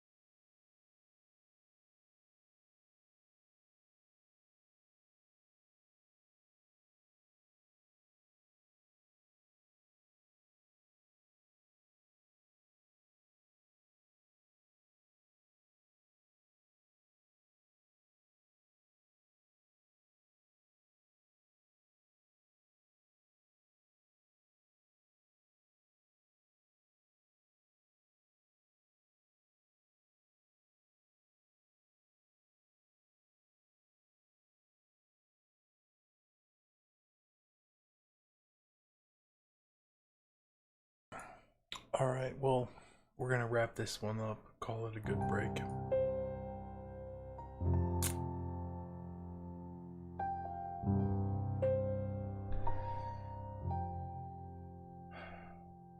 Okay.